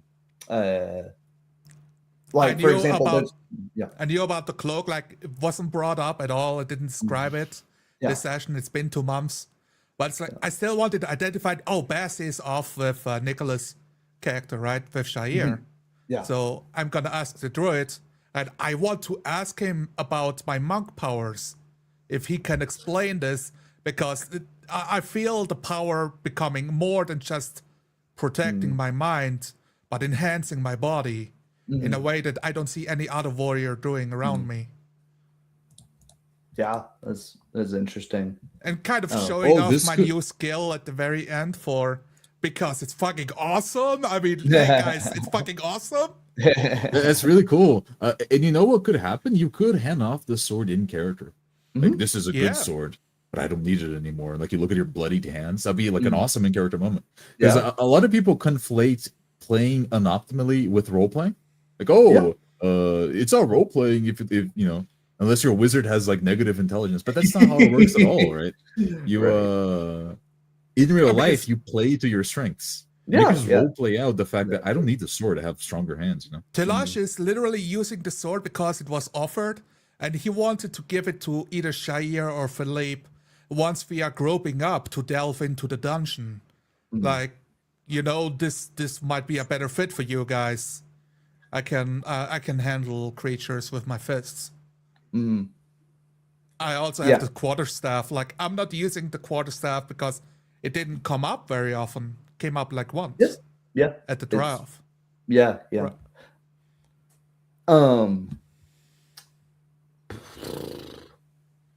I've been really liking the roleplay that I've had with Shair. Where like our characters are like, they want very different things, right? I like the moment where like I lift my finger to talk to. It's almost like a mob boss kind of mentality. Like, listen, we're gonna deal with it, but first we need to get these people to a safe location. Right. That was a pretty cool scene. Philippe is a bit of a weird character because it's not that easy to read him. That's kind of a little bit by design. Like that moment where he just dismissed the idea that it's an illusion. He was doing that to save face because he's still a noble, right? He's a bit of a weird character because he's a bit of a scaredy cat, but he wants to since he's a noble, he wants to pass himself off as good to the people. So I glanced at this comment. Okay, go ahead. Yeah. I glanced at this comment from Elf Hunter when the gnome was indicating that. That is certainly a difference I would have done with the module, but that's how the module plays your character. And I could see she's really old. She's really intelligent. She has gathered a lot of knowledge, and she's also a spellcaster. And she was Yeah. far enough outside of the fear aura when she saw it that I was like, no, I see why they did it this way. There are enough points that she could go, hold on, Yeah. something's not right. Because even Conway said that last time of like, I don't think that's really But that's meta because I know how green Right. dragons are, right? right, exactly. But I thought My that character fully believes that it wasn't an illusion. right, exactly. He was trying to But- save face there. No, I stood up to an ancient green dragon. You know, like it's almost like And she's I like diminishing also- his valor. And I did prompt her to talk about the dragon by like asking in the first place, right? What she knows, which got her thinking about, well, what's a bit weird the way, like from where I'm standing. And she still doesn't know exactly what it is, right? That's the thing, is just she's just putting some doubt as to, I don't think what you saw is actually, believable. Which brings into question, what super powerful illusionist, man or beast could be doing that. So it's not really giving it away necessarily. It's throwing a monkey wrench in. I'm just saying it like this, if we had the scene, right, and we all agree, wait, it wasn't an illusion, like the table would have splintered where Talash is gripping, because I was so ready to like get pissed off in that scene. The dragon fooled me. For sure. Yeah. I just really like the moment where Philippe was just like out there, like his hand on the tower, and he's looking over at the town, because he realized there's like something bigger than just his worth as a noble. Like he actually wants to save these people now as well. Right. Yep. How do you feel, Nicholas? Actually, I think my blood pressure went down because like I'm having a hard. I think it's because of the heat. So if I'm strange, it's because I literally like I'm feeling physically you right now. Oh, but it was awesome. Yeah, I really enjoyed it. There was a lot going on. Yes. And I did not, communicate what was going on. Like Shair was worried about the books, but he also remembered like the white glass sword under the mattress. There was and he wanted to grab that, but then he thought, you know what, it's better that it's forgotten there and nobody picks it up. So like he ignored it. During the table talk, the whole time he was ruminating on like the gene, like maybe we can like strike a deal. Yeah, and I thought that was super cool for me as a GM, because I could kind of guess of like what he was worried about, what he was thinking about, but I was also going like, what is he gonna say to this gnome? I was like, I genuinely had no idea. And then he brought up the gin, and I was like, oh right, yeah, he's brought it up before. I should have guessed, but like that, I was like, oh yeah, that's. And not only that, the book. So this is because I've done some lore homework. Like Rovagug is like an eldritch god, basically, right? It's like a Cthulhu eating thing. So he was trying to put on scale like it's better to like lose like these 600 people than like unleashing a beast that will devour the whole world. Yeah. I mean, there's already speaking to the world wound. There's already a big freaking hole open to the abyss, and in one spot, you don't want another one. So He was very conflicted with that, and and just trying to see what would happen before speaking anything. Listening first. I like you showing that by like not drinking your water. Like one of my favorite scenes. Oh yeah, absolutely. One of my favorite scenes in anything is there's a scene in I can't Gundam War in the Pocket where it's a wordless scene. The guy lights up a cigarette, takes one drag, taps it, and then pulls out another cigarette, lights it, and drag. And I was like, that is such a good like neurotic stress show of stress. Like that's I love little things like that for anchoring. I think they say so much without the character actually saying anything. I think that the only thing that felt gamey to me was when it was like, oh, there's also a tomb that you could explore for magical items, wink wink, nudge nudge, But I think that's a module thing, right? Yeah. But then he tied it up so well with the Baroness being like, "Oh yeah, you'd be doing me a favor." That was pretty cool because then you tied it to the characters and it made sense. Yeah, and I was trying to be like, man, how do you? Because kind of when I'm sitting there and as the priestess of Abadar, Targus, as you learn this session, I'm trying to think as her of like, how would she sort of prompt this knowledge to that? And I'm like, I literally can't think. I was like, in the moment, I was just like, you know what, just let it rip. Just There's also this. I thought it was a tomb because her husband died in it. Not it's a literal tomb that the husband is exploring. Yeah, so I wasn't thinking like we are not grave robbers here. We're trying to figure out what killed him. Because it could also be a danger. Well, it's like down the totem pole of importance, but it's a personal favor, and it could help us steel ourselves against the dragon itself. Yes, it does have flyby mechanics, and I had to glance really quickly at flyby attack the feat to see if it prevented attacks of opportunity as it's flying by. It does not. I was wondering. So, no, it doesn't. It just allows it to do that, but it still totally provokes them. So I was like, well, yep, sure enough. And that's the thing. A key feature of 4D role-playing is keeping your turns short, which also the game master here, Flame Zombie, telegraphing what the Wyvern is doing, me calling out the Wyvern, then the Wyvern attacking me. But he gave me a moment to say like what I would do. And that's what I did. Like I'm getting into a defensive stance, trying to strike it on impact. Notice there were like 4 attacks of opportunity there, and I never had to say that word. I never had to say, "Oh, you have." I never even had to say like, "You have an opportunity to attack it." So, like, right? I just say it's giving up its back. It's it's revealing itself. It's any of this language and. If I accidentally leaving itself open, trying to regain ground to the skies. Yeah. And if I accidentally say something that is, just role play and I don't mean to give a mechanical advantage, I can just automatically make the attack miss, right? So it's one of those things where it's not the end of the world if, as messy as these combats are, they're also so much faster than the GM, am I flanking? No, I'm just doing no. Yeah, of course you're flanking. There's like 4 people attacking the thing. Obviously, you're flanking it, right? How would you know?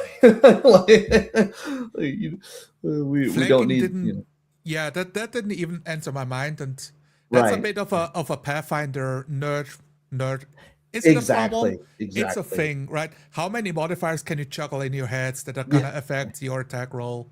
Right. I mean, You'll see these games. Sorry, I'm monopolizing this, but you'll see these actual plays where a guy's got he's trying to hit an 18 AC and he's got like a plus 30 to hit, and he's still looking for another +1. And it's like, dude, you literally already can't miss. It doesn't matter if you're flanking or charging, or it just doesn't matter.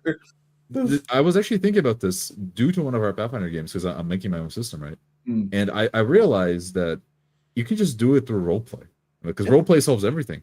So in my mind, if I can't describe how I do something and use that benefit in a way that the GM can understand, then it doesn't matter anyway, right? Yeah, so a good example with flanking, right? If I just describe my character attacking, like the flanking didn't take place. But if I can describe my character like circling around the Drake as someone's like fighting it from behind and like stabbing it in the back, then 2 things. I bring it into the forefront so that the GM can realize it.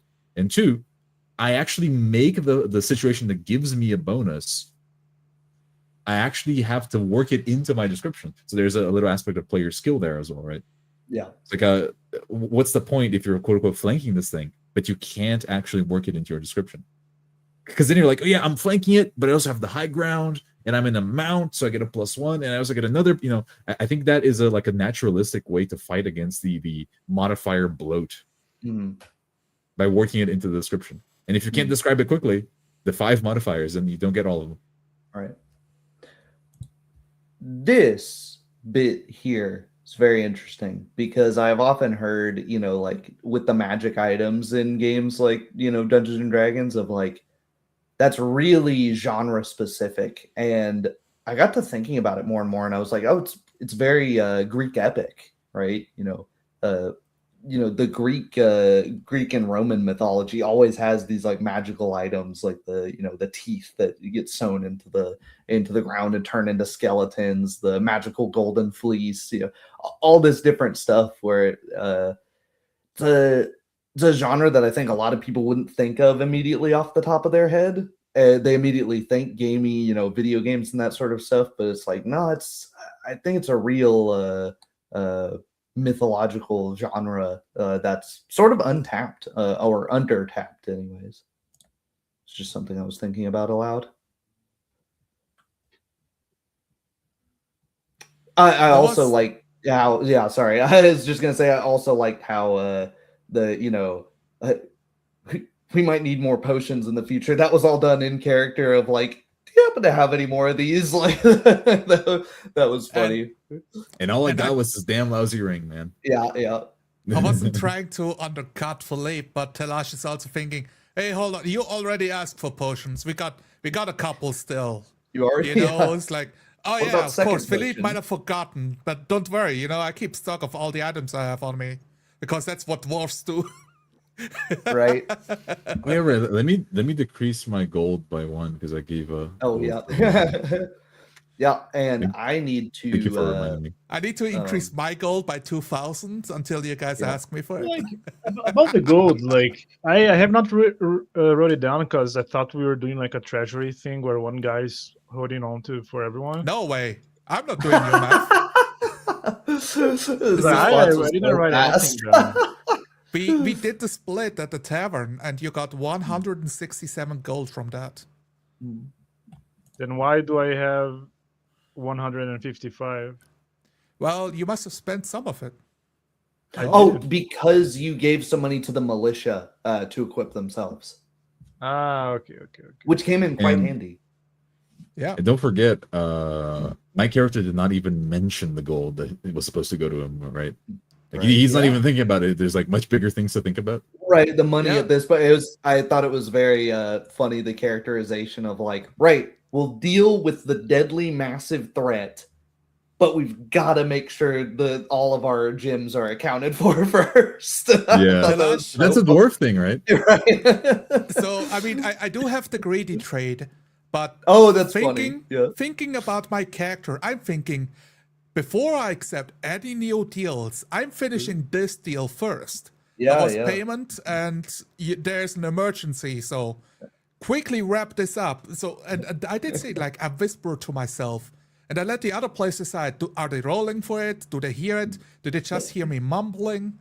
Depending on their mindset. But the players get to know what Telash is saying out loud to himself. And the Baroness wasn't going to fight you on that. They're like 2,000 gold. Like, what?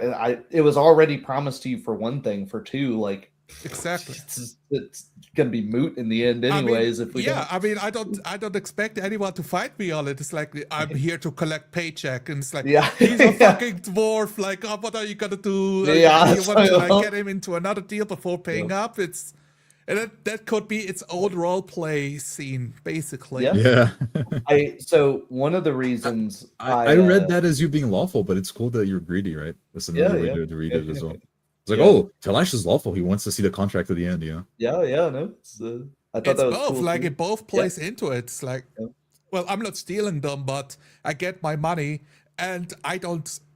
I think it fits well into being a dwarf.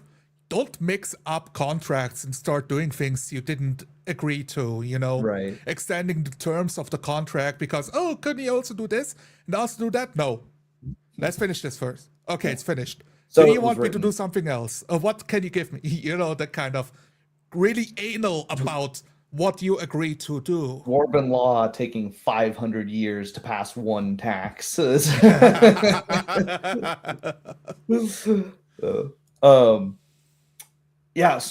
more on a little bit of the mechanical stuff, since we're talking about how it's playing pretty well. I mentioned this GM edition because, like I said, they caught me off guard asking about the dragons. I should have expected that, really, but is there a mechanic for that? It's a meeting. I mean, Right. Is there a mechanic for that? Dragons, as they get older and bigger, they do not just stat ball, right? I hate in a lot of modern fantasy games, oh, it's a higher level, all the stats go up. No, as dragons get bigger, they get less and less dexterous. So they get stronger, smarter, more charismatic, but they get slower and more sluggish. Like clumsy. Some of these I really I love how you were telling us about fortitude and reflex saves without mentioning it. Yeah, right. I remember that, Yeah. It's like, yeah, you could poison it if, you might just give it like a bad case of indigestion though. Like Tadash wants to know, like, what happens if the dragon eats me? Am I gonna kill it? Yeah. It might. I might, Maybe, it's yeah. Until it regurgitates me, I might just poison him to death. Yeah. That would be also absolutely hilarious as a way for the campaign to end. That's it TPKs, but it dies posthumously, and it's like, well, it's one way to solve the problem. But yeah, and then one of the other reasons I wanted to kind of pause here is that some of the stuff that was being telegraphed here, like, we want to look into binding a djinn or some kind of elemental. I was like, I know there's rules for that. I need to look that up. Massey is not just looking in the books. I need to go hit the books real quick and look that up for next session. It's not that complicated, but that'd be so cool. Yeah, it's such a creative way to tackle the problem from Shair's point of view of how would you handle this dragon or protect this village? Well, let's make a deal with another power that might have an interest in protecting this land. And I love that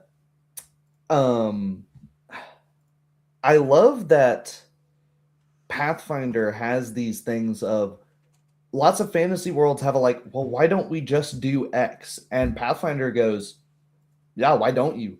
It's like it gives you the tools to do that. It just says, sure, yeah, that's a thing you can do. And so that's something I really like. And I need to make a character sheet for the priestess, because it gives you like a little shorthand of she's a level 4 cleric of Abadar, and that's it. It doesn't actually give you a full stat block for her. Nice. So I was like, well, yeah, she is absolutely capable, more than capable of assisting you. That is actually a moment where I think that the role playing was very good, because my character was totally, no, you're not coming with us, right? But that thing of you could fail. Like, she actually convinced me in character, I guess I could fucking die. It would be good to have a priest if I'm, bleeding out on the floor. Yeah, well, this lady, the only time she sees you guys is when you're stumbling to her with holes in you, and she's like, yeah, if your first question is, do we have any more potions? She's like, I probably better go help them. Oh god, this nerd is gonna get himself killed trying to be a hero, and it's gonna be my fault that I let this noble run in there. All of that. Yeah. So no, she's pretty capable. There's also many moments where I choose not to say anything. Like, Talash is absolutely pushing back. Like, yes, we are accepting her help. What are you talking about? We need any assistance we can get here. But it's a round table, and you're the noble. I am trying not to undercut your authority. Right, yeah. And that's interesting. Unless it's gonna get us all in trouble, in which case I will. I totally will. Right. Yeah, that's true too. Yeah. On the last rites cantrip or something. Yeah, the worst case scenario. Yeah. So I'll have to. I can't help but feel that we totally. I never played this module before. I can't help but feel that we've totally screwed it up, with how we're playing it. But we're role playing our characters, right? It's interesting because this whole meeting goes down, and the stable hand is ready to suggest that we should evacuate the town, and they are kind of well, assuming that you don't want to do that for whatever reason, then some of these other issues pop up. They bring up the that's pretty cool. It's well burial. Written. But because it was wait, that's why she was like, oh, No, I agree with them. Yeah, that sounds like the best course of action. So everybody else, and because the sheriff died and couldn't get to the meeting, he wasn't there to give his piece. So it was kind of, process of elimination. It's like, well, if there's only like one or two people here, then did we fail and get the sheriff killed, or is this like a scripted thing in the game? In this module? It's not scripted at all. It was just a roaming encounter while he was on his way back, and then nobody heard anything in time, and oops, I crit him and he died. But on the bright side, you got his ring of protection. Nice. It's kind of like the prince can just go out and hunt, fall from his horse, hit his head, and die, right? Yep. That feels very naturalistic, right? Yep. It's like Dwarf Fortress, Yeah. That's just happening in the background. Just chasing this magpie. Why do I have up trees, jumping from tree to tree? Naked dead dwarves in the wine hall? Like, what is happening? And you have to check the log. They're naked, and they're inside the tree branches too for no reason. They got up, but they don't know how to come down because it's God! So they're just like, we're thirsty, we're hungry. It's like, you idiot. Come down, climb down, jump, do anything. I lost my first fortress to a flamingo because it wandered inside the fortress and it died somehow. I was like, okay, there's a flamingo. But then it started releasing miasma, and the dwarves went crazy and started killing one another because they walked past this dead flamingo carcass and I didn't know how to clear it. Every day you walk past the dead flamingo in the corner.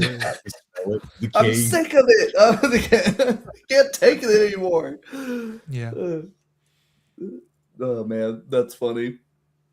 Yeah. I just find so interesting. Talash is like taking the longsword for himself. Like, he just doesn't want it to go to base. He's totally just. It's gonna. Are you grabbing the longsword? Like we are going into a dangerous place now. But hey, Wyvern attacks. I got this incredibly awesome longsword.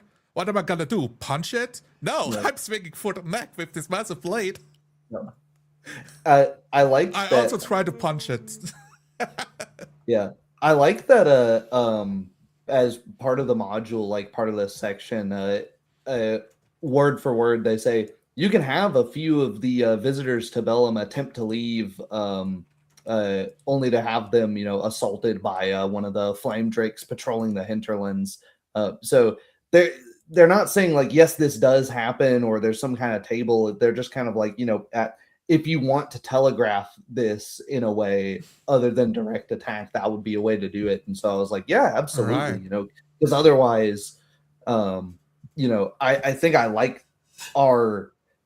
really like the pacing of this one. We had that like tense meeting discussion, and then it started getting.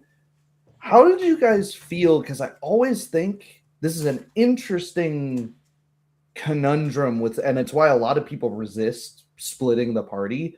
But you guys split the party. You're all talking to individual NPCs, or in Philippe's case, just going through his own belongings. Do you think I should have switched faster, slower, or was that good? Like, I don't even think it's your responsibility. I think it's up to the players to be aware enough to like which was it? I like talked in character for a while, and then the Wyvern attacked. And I did not react because, I already had like 7 turns or something crazy. Right, and that's the hand. Like the other players should react to this Wyvern first. Yeah. The more I think about the spacing thing, is the less I realize. The more I think about pacing, the more I realize that I shouldn't think about it. Let the players dictate the game. Yeah. Because a good example there is that I interrupted you playing zombie. You were talking about the Wyvern or the Drake or whatever, and I just placed my character in the tower. Yeah, it's a Drake. Yeah. I just placed myself in the tower, because now it's my turn to take a turn. Yeah. If the players control that, then they're going to get the pacing that they want because they're the ones in control of it. Right. Exactly. This can be bad if you want your game to be a show on the internet, though, right?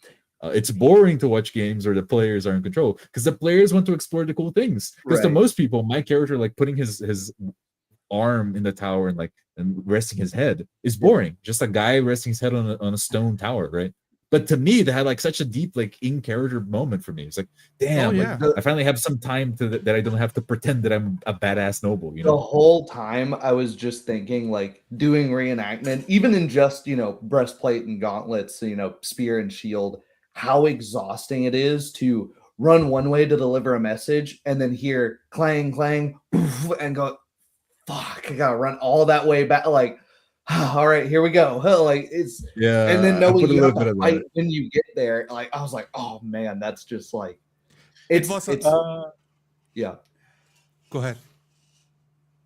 I mean, I would kind of change topic a bit. So finish your thought. Yeah. Well, I was just gonna say the main thing I was focused on was not the way the audience saw it, but of like, I started realizing when I was getting sucked into like one scene, I was like, I have no idea how many turns we've just taken. Like because when you get into that flow, role playing state, I lose track of time. So I look up at the little timer and go, I don't know if it's been 5 minutes or 12. Like, I have no idea. And I trust that you guys would interrupt if it's going on and on and on. Yeah, on that thing, I mean, I really like that you described your Philippe by the tower because it gave a dimension to this village. Mm-hmm. There's space in between, and I can imagine it like that you do have to travel back in, and you see those townspeople crying for help with the Drake above, and you have that like view from afar that everybody can imagine it like a picture book, which makes it perfect. And the thing about pacing, and I specified that I go up like the hill, right? Yeah, absolutely. And with pacing, I'm thinking Shair finished his talk with Bassi, and I think I don't remember if Philippe talked with somebody or just walked up the hill. So I'm starting my own conversation, and I'm like I want to do like half of the conversation before somebody else takes a turn again. But also, like, while it feels naturally, I'm asking, I got multiple things, and I do the thing outside, and then I move to a private scene. And that was also a good moment where somebody else can step in. Of like, okay, like, they are changing location, so they can do their thing for a moment. And I felt like, if you're too focused on pacing, it'd be very jarring in the way that a lot of movies are, where it's like there's too many jump cuts and it's hard to follow the one scene that's going on because you're like, okay, now Talash is doing this. Now, okay, now Shair's, and it's like, okay, we're trying to have one conversation, but it's broken up into like 2-minute intervals. It kind of awkward. So I think that's the organic way to do it. I wanted to mention one thing while it's in my mind, and then I'll let you go on to the new topic, Nicholas, which was it didn't matter because the Drake rolled a 1 on its fortitude save. But when you did your stunning fist, I need to know what the DC for that is. Because I had no idea, and then I looked down and rolled a 1 and was like, well, it's definitely above. I don't need to know. Yeah, it's above like 6. So. Oh. Yeah, I just assume you would tell me the number and I tell you success or failure. No, I need that. So your stunning fist has a DC that whatever you use it against has to save against. I think it's like 10 plus wisdom modifier plus level. So it's like minimum 14 or something like that. Might be half level. Well, your dragon would roll its fortitude saving throw. Right. Which is DC 10 plus health, character level plus wisdom modifier. So 15. Right. Okay. So if you say like 13 or 16, I look over.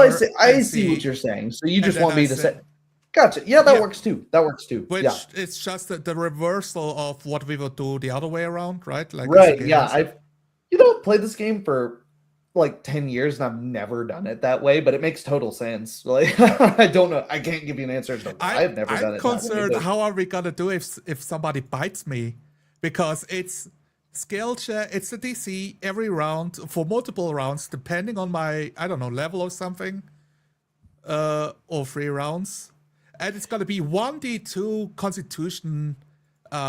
Minus Constitution. Yeah, that sucks. So you have to roll the 1d2 as well as the saving throw and keep track of that and for how long it lasts. and if it's gonna affect the hit points or not. So I don't even know, just I think the main way that I've seen poisons and the like come into effect, which is good because it gives you time to figure, is when the thing bites you, realizes you don't taste very good, and then leaves. And so now the next time you see it, it's probably weakened by the poison. Because usually poison, you'll find a million forums are like, poison is too weak in Pathfinder because by the time you've applied enough poisons, the thing's already dead and it doesn't matter. And it's like just showing you that people never have things run. Nobody ever sees like a sickly green ooze coming off of the assassin's dagger and goes, I better get out of here. They always just fight to the death. The way the poison works feels immersive. It's, this is how I imagine the poison would affect somebody, and it's translated into mechanics. Whether it's useful, it's a different question, but it's not supposed to be useful. It's supposed to be like a thing that happened to the dwarf to ward off critters biting him in the Underdark. And, role play it out, right? If because I'm thinking, if I bite into, a delicious crab or something and I'm going, that doesn't taste right, I'm going to spit it out. I'm not going to go, I bet this tetrodotoxin only has like a DC 12 fortitude save and I can just have no, I'm going to go, that's I can not take right. it. That's not how dwarf's supposed to taste. It's the immediate crunch. No, I'm not swallowing that. like that. Yeah, the poisons in Pathfinder are quite interesting. They actually are long-term things. Absolutely. Oh my god, the Pathfinder page for poisons is insane, by the way. There's like 120 different types of poison. Oh, this one needs to be ingested. This one needs to be put into the bloodstream. This one, it's insane. Go have a look. It's one of my favorite Pathfinder pages. Yeah, it's the list awesome. of poisons or whatever. Yep. Yeah, and it does have an onset time too. There's some that are like they do nothing, and then 24 hours later you're puking your guts up and wondering like, what? I love those like obscured information things where you're thinking in character where you're like, what did that? Like it's been so long removed that you're like, yeah, I love stuff like that. So Nicholas, sorry about that. What are we moving on to? I don't know if during the game it was clear enough, but I made this gesture and I turned off my camera and my audio because I had to leave the computer. I had to answer the door. I'm alone at home. So I left and I came back and I'm just gonna be silent because I don't know what happened so far. Right. And at one moment I wanted I really want the GM to tell where I am right now. This is the only situation. Because I had to leave. But I missed it. I thought about listening you guys talk. I realized, okay, so they left. They're going to their places, and I can just put myself with the gnome. It will fit just nicely, But oh wow, that was impressive because it didn't. That was impressive, Nicholas, because I didn't even realize that he had that issue. I was trying to juggle it too because I was thinking. I was too fast. I just did this, and I blocked my camera thing, and I had to leave the computer. I think it's totally fine to just say, somebody's at the door. I will be right back. Yeah. And I'm not going to oh, the world's ruined. How could you? I could, but I imagine everybody's looking at the feed, so I thought it would be obvious. I could have wrote in the private chat too. No, yeah, I just wanted to answer the door as quickly as possible. If you do this, I expect you to talk out of character afterward, like you want something to say. But if you do it and then you leave, now I'm confused. Did he want to say something? Or he got up? I guess not. I was thinking maybe I should pause here, do a 5-minute break, because I had no idea how long whatever you were doing would take. So I was like, maybe I should pause here. But then I was like, it's also a slow scene. And so I was like, I don't think we'll move so much past. I was betting on that not taking very long, and it didn't take very long. Okay, so it could have gone worse because the intercom ringed. I answered, and it was delivery for my mom. But this is the thing, she's expecting a wardrobe. Oh I my thought, god! oh, Yeah, I'm gonna have to watch the guys climb up the building to the second Or floor, help them bring out in. I'm like, even. but it was something. It was like another thing that she had ordered. I didn't know it was like a small package. I did not even have to sign. I just picked it up. So that's good Where in the did the wardrobe? future. I would have come here and I would type in the chat, guys. Like, I'm Yeah. out. So in the future, when someone gives us that, we'll take a 5-minute break just in case it is something that we can't move on from. Yeah, I think the way we did it now was fine, and you let everybody take their turn. I mean, we had things to do as solo characters in that moment. Right. So Yeah. when It was a convenient time. Yeah. I talk with the druid. Philippe reaches the top of the thing. Nicholas is still not back. Then we take the break. Like that. Mm-hmm. So. Yeah, that definitely could have been it too. So yeah, that's I did notice that happening. I hadn't even considered that, right? But I think that's a good table. What do you call it? A good table convention of like, right? This okay. We don't know how long you're gonna need, so we'll take a 5 minute. Because I could likewise have something similar happen over here. So next time I'll just write AFK in chat. Yeah, like BRB, AFK, something like that. Be right back. Sorry about the fucking nut revving the piss out of his car at the beginning of the stream too. Yeah, like I wasn't even. I was so distracted. I didn't think to hit my. I didn't even hear it. I was worried that you guys were talking about my dog because my dog. No, was, it was on so. the bed. From me, it was since I think I'm the only one with. Well, no, Nicholas doesn't have headphones on at all, but it was so loud, and he wasn't leaving. So I was like, I was about to like outside being wow, look at how loud my car is. Wow. There's a high school cars demand, you know? That's probably what it is. It's probably some high schooler. I did think it was your dog since it's like the deep snoring that's just a bass. Yeah, no. You can just barely hear it. So like is your dog in the room? Like no, it's a muscle car. Okay, well. Yeah. And it's all good. Once we were past that though, yeah. No, we had like a few little distractions here and there, and it was just boom, straight back in. Let's talk. I mean, we talked pacing a little thing about a lot happened, and yet we had one meeting. I walked outside and had a few talks, and then we had a fight. And the question is this a lot or little?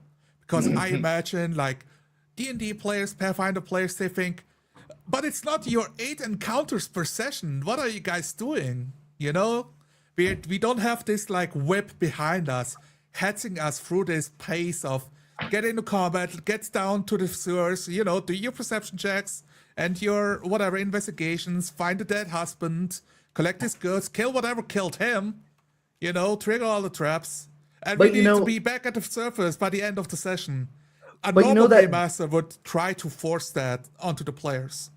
And when they do, I think that's part of how a lot of GMs get the GM burnout because they realize it's an impossible task.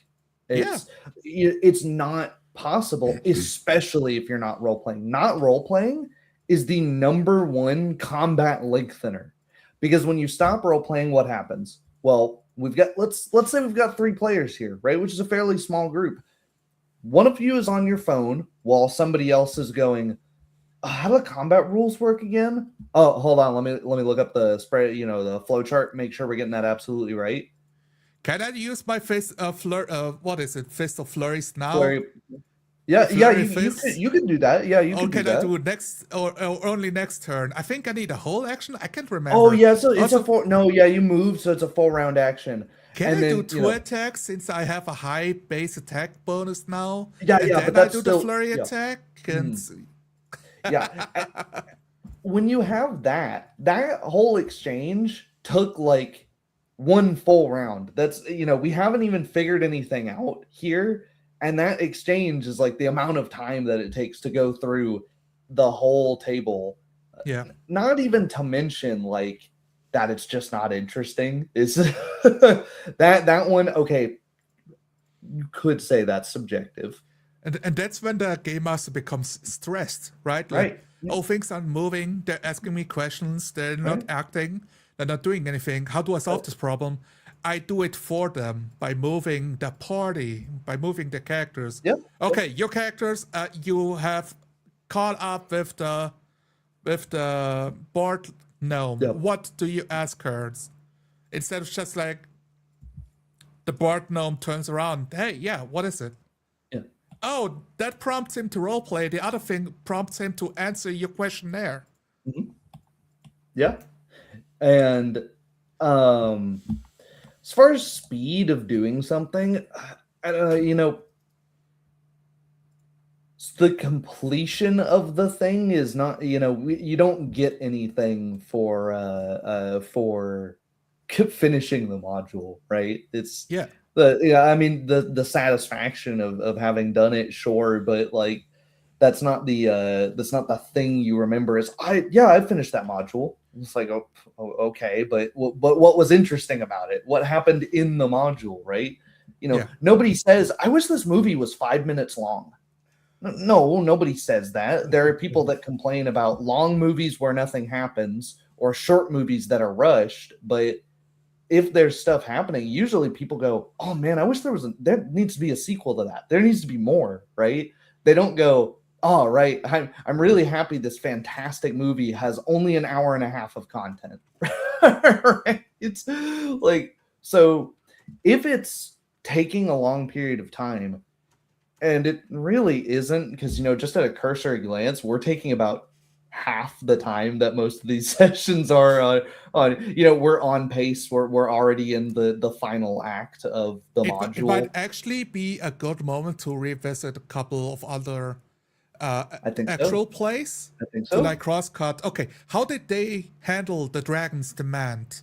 Mm-hmm. And how did they roleplay that part, and how did they handle it? You are kind of right in the breaking the module. This is definitely like a branch in the timeline at last session or this session, thereabouts, where things are not going exactly as the module says, but they leave that open there, right? You know, they say, this module is assuming that they do this, but they don't have to. You know, it's assuming that this happens, but, you know, it never says, like some modules do, well, if they go over here, then a wall of force erects and they can't go this way because some modules are really bad about like trying to come up with an XYZ mousetrap of like, why can they only go one direction? No, in this one, they're just like, this is here.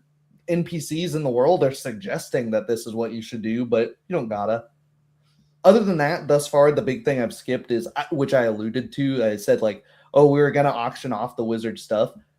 I skipped that. I think the pacing on that would have been really bad because it's just not that interesting. Like, it's a pretty played straight just auction of the wizard stuff. And I was like, it could be a moment where when the player's characters actually want to buy something of, oh, we did the job, we didn't ransack it like some bandits. Let's actually pay some money for some of those goods. Yeah. Oh, I want that book that we ended up snagging anyways. Yeah. Yeah, and that was the thing, is I was like, so their whole point there, like what the writers at Paizo were, and this is like the weirdest part of it so far to me, is the dragon was going to send a guy disguised in to like outbid everyone at the auction and try to, you know, buy these books. And I was like, but they already took the book and hid it, so it's not even at auction, for one thing. For it's two, just like a guy wearing like the fake nose with the mustache. You know, he literally has a hat of disguise that like changes his appearance. Okay, that's a fucking Harry Potter like. It's a cartoon moment. It felt the very. stranger walked in and is a bunch of gold is gonna buy everything. It felt very out of place for everything, and then at the end of the auction, if you know he doesn't, you know, get what he wants, then he shows up and tries to take it by force, and so it's like. I was like, this is really weird. It doesn't feel like, I guess they were trying to characterize, like, because green dragons are supposed to be like the cunning, planning, sort of like trap laying ones that, you know, they do more long-term planning, where red dragons are the more like impetuous, you know, like, if I want it, I take it. I think that's what they're trying to do, is some characterization, but it's just like, this is weird. Like, no, he's just gonna skip to the end part where he just shows up, gives his demands. Like, it's so odd.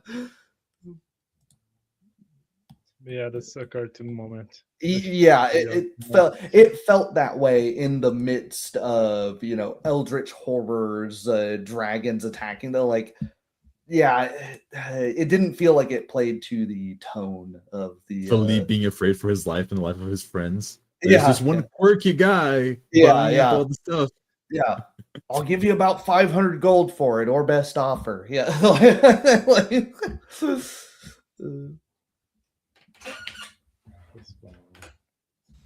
I like having 2,000 gold. Too bad nobody else gets any of it.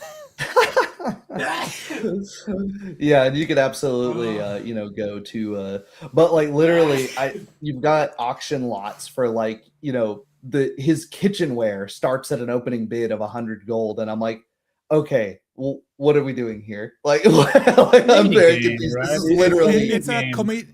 Yeah, it's the game designer's demand, you know. It's literally just an estate sale. Like, I was like, that's a good tip for game masters out there. When they run a module, they also have to decide: is this more like does this game, do we want more levity in it so the players can relax, you know, between the actual going into dungeons and then relax, and then you got this Dragon's Demand that picks it up again. So you have peaks and valleys, right? That's what it's supposed to simulate, is what I assume. And as a game master, you have to choose: do I want like ultimate immersion, like this world is real, the dragon is real, and it's cunning and clever, and then doing this auction is gonna undercut the dragon itself for the benefit of the players at the table. Yeah, and since we're not doing it, I'll just share the tab here. Like, you literally have the lot, the opening bid, the winning number, the DC to, you know, bluff or intimidate other people to back off of their bids. And I'm like, there's 20 of these. Do you know how long it would take, even if you're role playing and going through? Like, if any of you have been to an estate sale or a live auction, it's hours. Like, it takes a long time, you know. And I'm not going to be doing the, you know, I don't know when this started, like 1800s, when they're going to one going 50, 50, 50, 50, going 60, going 62. Do I have two at 60, 65, 60? You do it a couple times. I would like to bid on the mithril scroll tube, because I read on the internet that it's the best item in Pathfinder. I want to bid on the mithril scroll tube. Oh, well, hold on, that comes up last. So, and we're only at the bedroom lot. So oh my god. Like, there's a guy playing like a joke hedgehog character. I want to bid on the bed. Another hour gone.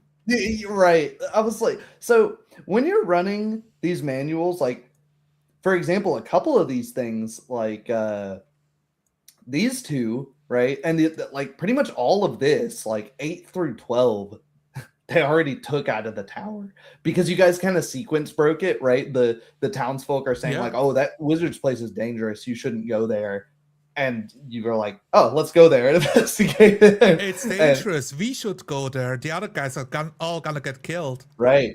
And so you ended up taking, like, you know, most of the important and interesting stuff out. So it's like, what's left to auction off, you know, but mostly a bunch of mundane junk that's like... We do have the scrolls. I'm pretty sure we picked them up. So yep. Philippe kind of brushed them off. Like, oh my I'm god! Thank you for reminding me of that, because I need to fill out his spell books, because they don't tell you what spells are in them. They just say fill them out as a level X caster, and I'm like, oh crap! Thank you for reminding me of that.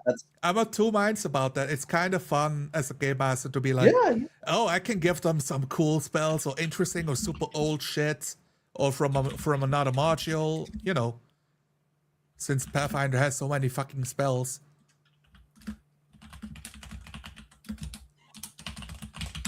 So I usually don't have much prep work other than read the module, but this session I've got to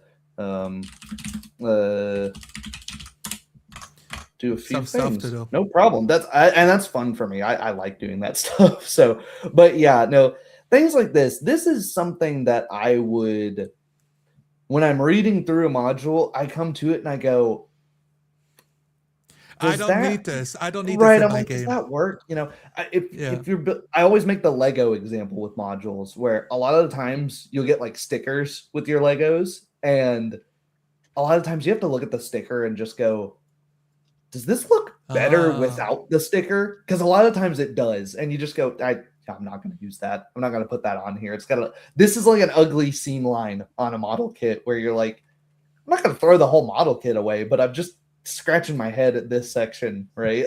Because I'm trying to imagine, like, kind of, okay, well, they could play it out like this, and I'm like, wait, there's not like, oh, okay, the dragon attacks at the very end, so you still have just slow, mundane, like, bidding. What are we playing? Storage Wars, the RPG? Like, Pawn Stars?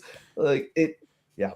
So if you see something that, like, doesn't fit the tone of the rest of the thing, you just imagine that the gameplay is not going to be very compelling. If you can't really imagine how the characters in general would act here, where I'm like, I feel like everybody would be a total fish out of water in this situation, right? These are, these are men of combat, men of war. Yeah. They're not nobles ready to, start bidding on junk. Yeah, so I was just like, this doesn't make any sense. Feel free to cut is that the grizzly bear that we fought? That's yeah.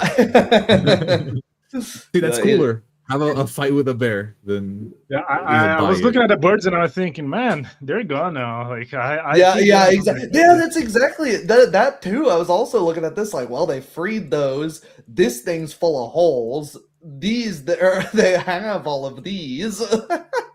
Like. Yeah, so that's pretty funny. Yeah, and that's the thing. So as game masters that run games on YouTube and stuff, the players show up and they think, oh yeah, we're gonna play the module, so whatever the GM does, we will play into it. Yep. Which can break the tone of the game, or like pulls it into Marvel-esque territory of, oh, we know it's a show, so we will make a joke here and a quip there to entertain the audience. Where we have played everything in this world straight. My dwarf is like, I'm trying very hard to play him as a stoic guy, so there's no room for me to make funny quips or anything like that. And if I did, it would feel like this world isn't as real anymore. It's more like a TV show. Right.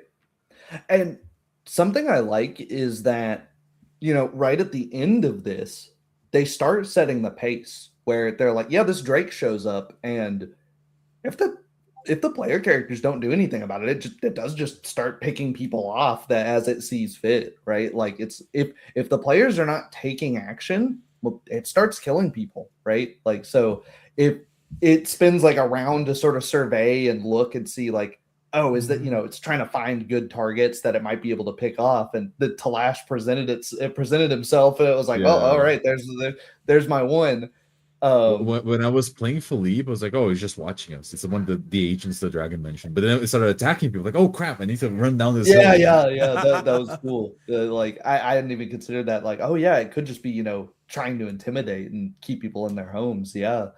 But then I read further down in the module as well. The other reason I skipped this is because, well, after the dragon shows up, the Baroness says, oh, you can just keep all that stuff we're going to auction off anyways.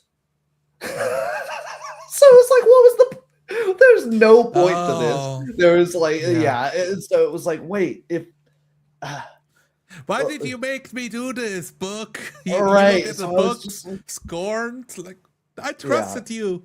You're supposed to help me, not betray me. I guess they were trying to be like, oh, the Baroness doesn't know if she can trust these strangers with this random stuff yet. And I'm like, that doesn't, lady, you got to pick your battles here. Like, these three strangers are your best bet. Like, one of the things that I liked, it didn't even come up, and I liked it. We didn't even have the discussion if we just leave. Because from where Talash is standing, I can help them evacuate. I can help them I could help them inform the gnomes. I can check out on her husband and what killed him. There are things I can do here and be of use. That is not slay the dragon, which is the hard part for me. So I'm not even I don't even need to have this discussion yet at the table, which is refreshing. You have so many tables, they just sequence break. Oh, are we even gonna continue talking out of character for like 20 minutes before they realize, oh, that's not even the discussion happening in the game right now. Right, yeah, it's you have to treat it as a living thing, right? And when you do it that way and you're not, glued to the idea of the module, right? You don't want to be playing in service of the module. You want to be playing in service of the players, in service of the people at the, at risk of saying the obvious, if everyone's having fun, right? Because you look at a lot of these tables and it's clear they're not having fun a lot of the time. It's like it's a slog to get through. Like, have you actually tried to do like what the 5e book says, where it's like 6 to 8 combat encounters a day, and you're going like, what? What are we supposed to be playing for 12-hour sessions? Like, the feeling of, oh, I get to roleplay for 2 minutes feels like a breath of fresh air at those tables. Yeah. I've had that feeling innately so many sessions that made me wanna stop playing altogether before I realized that 40 roleplay is a thing. Yeah, and like I said, I did for a long time stop playing altogether because I was like, dude, it gets laughed about. It's like D&D where an hour-long walk takes 5 minutes and a 5-minute combat takes an hour. And it's like, no, that's not, like, don't just laugh at that. Like, do something about it, right? If everybody's pointing out that it's a problem, why we just shrug and move on? It's the lack of innovation in the space is really fascinating to me, because any other video games do not still look like they did in the 80s. I don't get lack of innovation. There's a new D20 modifier +2 game coming out tomorrow, man. It's true. I'm an idiot. There's a new Shadow Dark clone coming out tomorrow. But, it'd be like it's like, wow, there's a new 8-bit side scroller coming out soon, and it's like, hang on, haven't we been at this for like 40 years? Shouldn't we not just be making Mario clones or Pong clones? Still trying to recreate Quake again. It's like the world moved on, You can go back and play Quake. What was that meme? With the two paths, like recreate Pathfinder by accident or recreate, what was it? The other one. Oh, yeah. I've seen it. Yeah. I think it was Rune Quests and Tunnels and Trolls or something. Yeah. I'm changing D&D 1E. And then 2 paths. Yeah. Recreate Tunnels and Trolls and recreate Rune Quest, Yeah. That's what it is, right? 5e homebrew. 2 paths. Recreate Pathfinder or like recreate the amount of if you look at all of the common 5e homebrews where it's like, oh, we got rid of death saves and made it deadlier, and I'm like, so you made it how it was in prior editions? Why aren't you just playing the prior editions?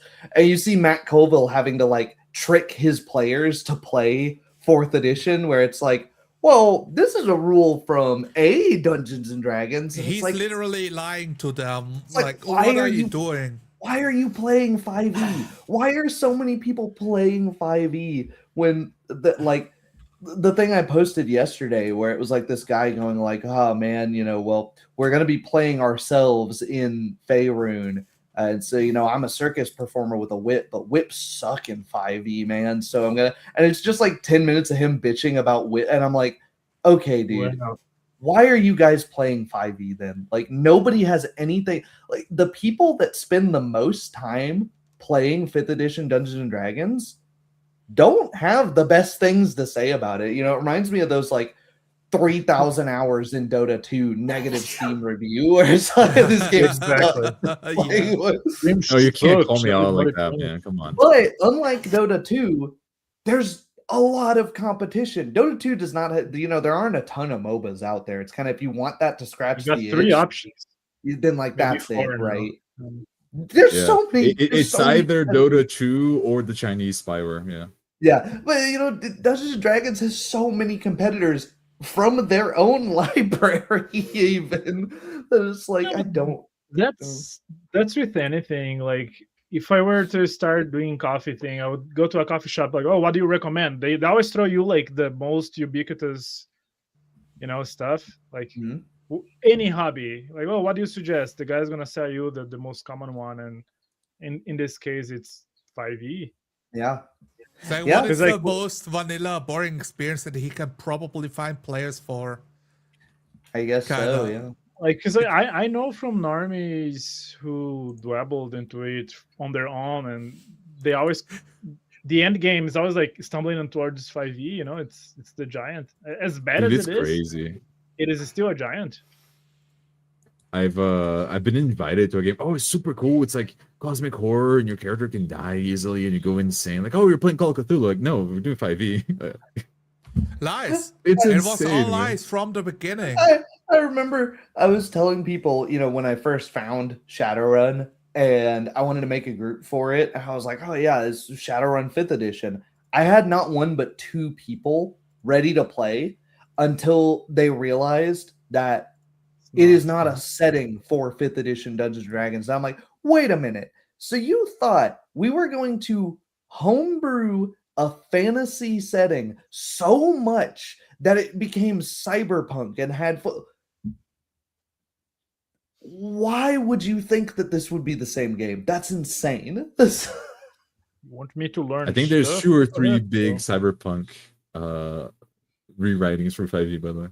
Yeah, no, it's not. Oh, There's a Star man, Wars one okay, too. I joked on the Discord. Like, do you know like the Sonic game? Like, you type your name, the hedgehog, and you'll find something. Yeah, You can have the same with like whatever 5e homebrew. yeah. You will find something. Yeah. Like we found a Sonic Pokemon, Naruto, RPG homebrew fucking in everything. 5e. Hey, Yeah. Legend of Zelda, 5e homebrew. It's all, And it's all out some there. of them make some sense more than Yeah, others, right? Where sure. when the genre is like close enough, then it's like, okay, I don't have to go that far off. But There is a some- 40k 5e. Like, you can find anything. Like, anyone who's like listening or watching this right now, like, think of an IP, like, can be a cartoon, anything, and do the game. I'm sure you'll find something. SpongeBob 5e homebrew, you will find something. I'm googling that right now, actually. It's got to be there. Hell, they have access to that. WotC has access to that property. They can do it themselves. If it's not a full game, it's at least like a class or a species, like a spongeoid, Yeah, there's a SpongeBob module for 5e, guys. There you go. Fucking hell. But yeah, so like guys out there, we're preaching to the choir at this point in the video for sure. But like, Yeah, there are other games than Rick and Morty is an official one, and because 5e is already bad, and then like they merged these 2 groups into the all most it is insufferable type of executives millennial talking to humor. each other. You got an IP, I got an IP. Let's make a trade deal. We both make money. We create product and make money. There you go. To quote Eris of Avoiding the Puddle, game designers don't make games anymore. It's just 2 dads buying each other's companies back and forth. That's God. really good, man. Yeah, it's just Yep, it was great talking to y'all. yeah. Thanks for the game, Absolutely. Tyler. It's been very fun. Absolutely. I think this was probably our best session so far, which is pretty funny given that there's such a big break. But I might also just be excited to be back at it. I'm excited as well, yeah. Are we starting at which time? 6 or 7? Fucking, it's not the meme, guys. I do want to know. I thought we were doing like half an hour later than the usual. So Why? Like earlier. Like, you want to start later, or No, that doesn't matter to me. It's like either. okay? I'll I'm be here new for the either, so time. I'm deferring to you guys. oh right. Then this time works great for me. I can do an hour earlier as well. It's a little early for me, but not too bad. Okay. Sounds I think going earlier than the time I already have would be uncomfortable for me. Okay, cool. Yeah. I mean, then what we tried to, like, today we tried 6, Yep. and then Nicholas wrote that he had things to do, right? So You mean that I time? just thought we is were early? starting the other time, and it's not that I had things to do. Does 7 Yeah, work for you? Putting all the that's what blame I'm- on you. That's what I'm Yeah. saying. That's what I'm saying. I expected something else, right? So it's a bit mismatched right now. Yeah, so we, let's we, just we can adjust that on the Discord later. yeah, on, let's man. just start it this time from now Definitely, on. yeah. Sounds good. Thank you Fantastic. to everyone So- for watching the riveting end of this stream where we talk about scheduling. And that I think is a great cue to end things off here. Thank you all for watching the replay. Thank you for watching in the live. I was trying to think of why that sounded weird. Thank you, Elf Hunter. G-Funk, if you watched all this, let me know what you thought, because this was your first time being here. So I'm really excited to hear new feedback from you guys that are not familiar with Pathfinder, not familiar with our games in particular. And yeah, I'll catch you guys later. See ya.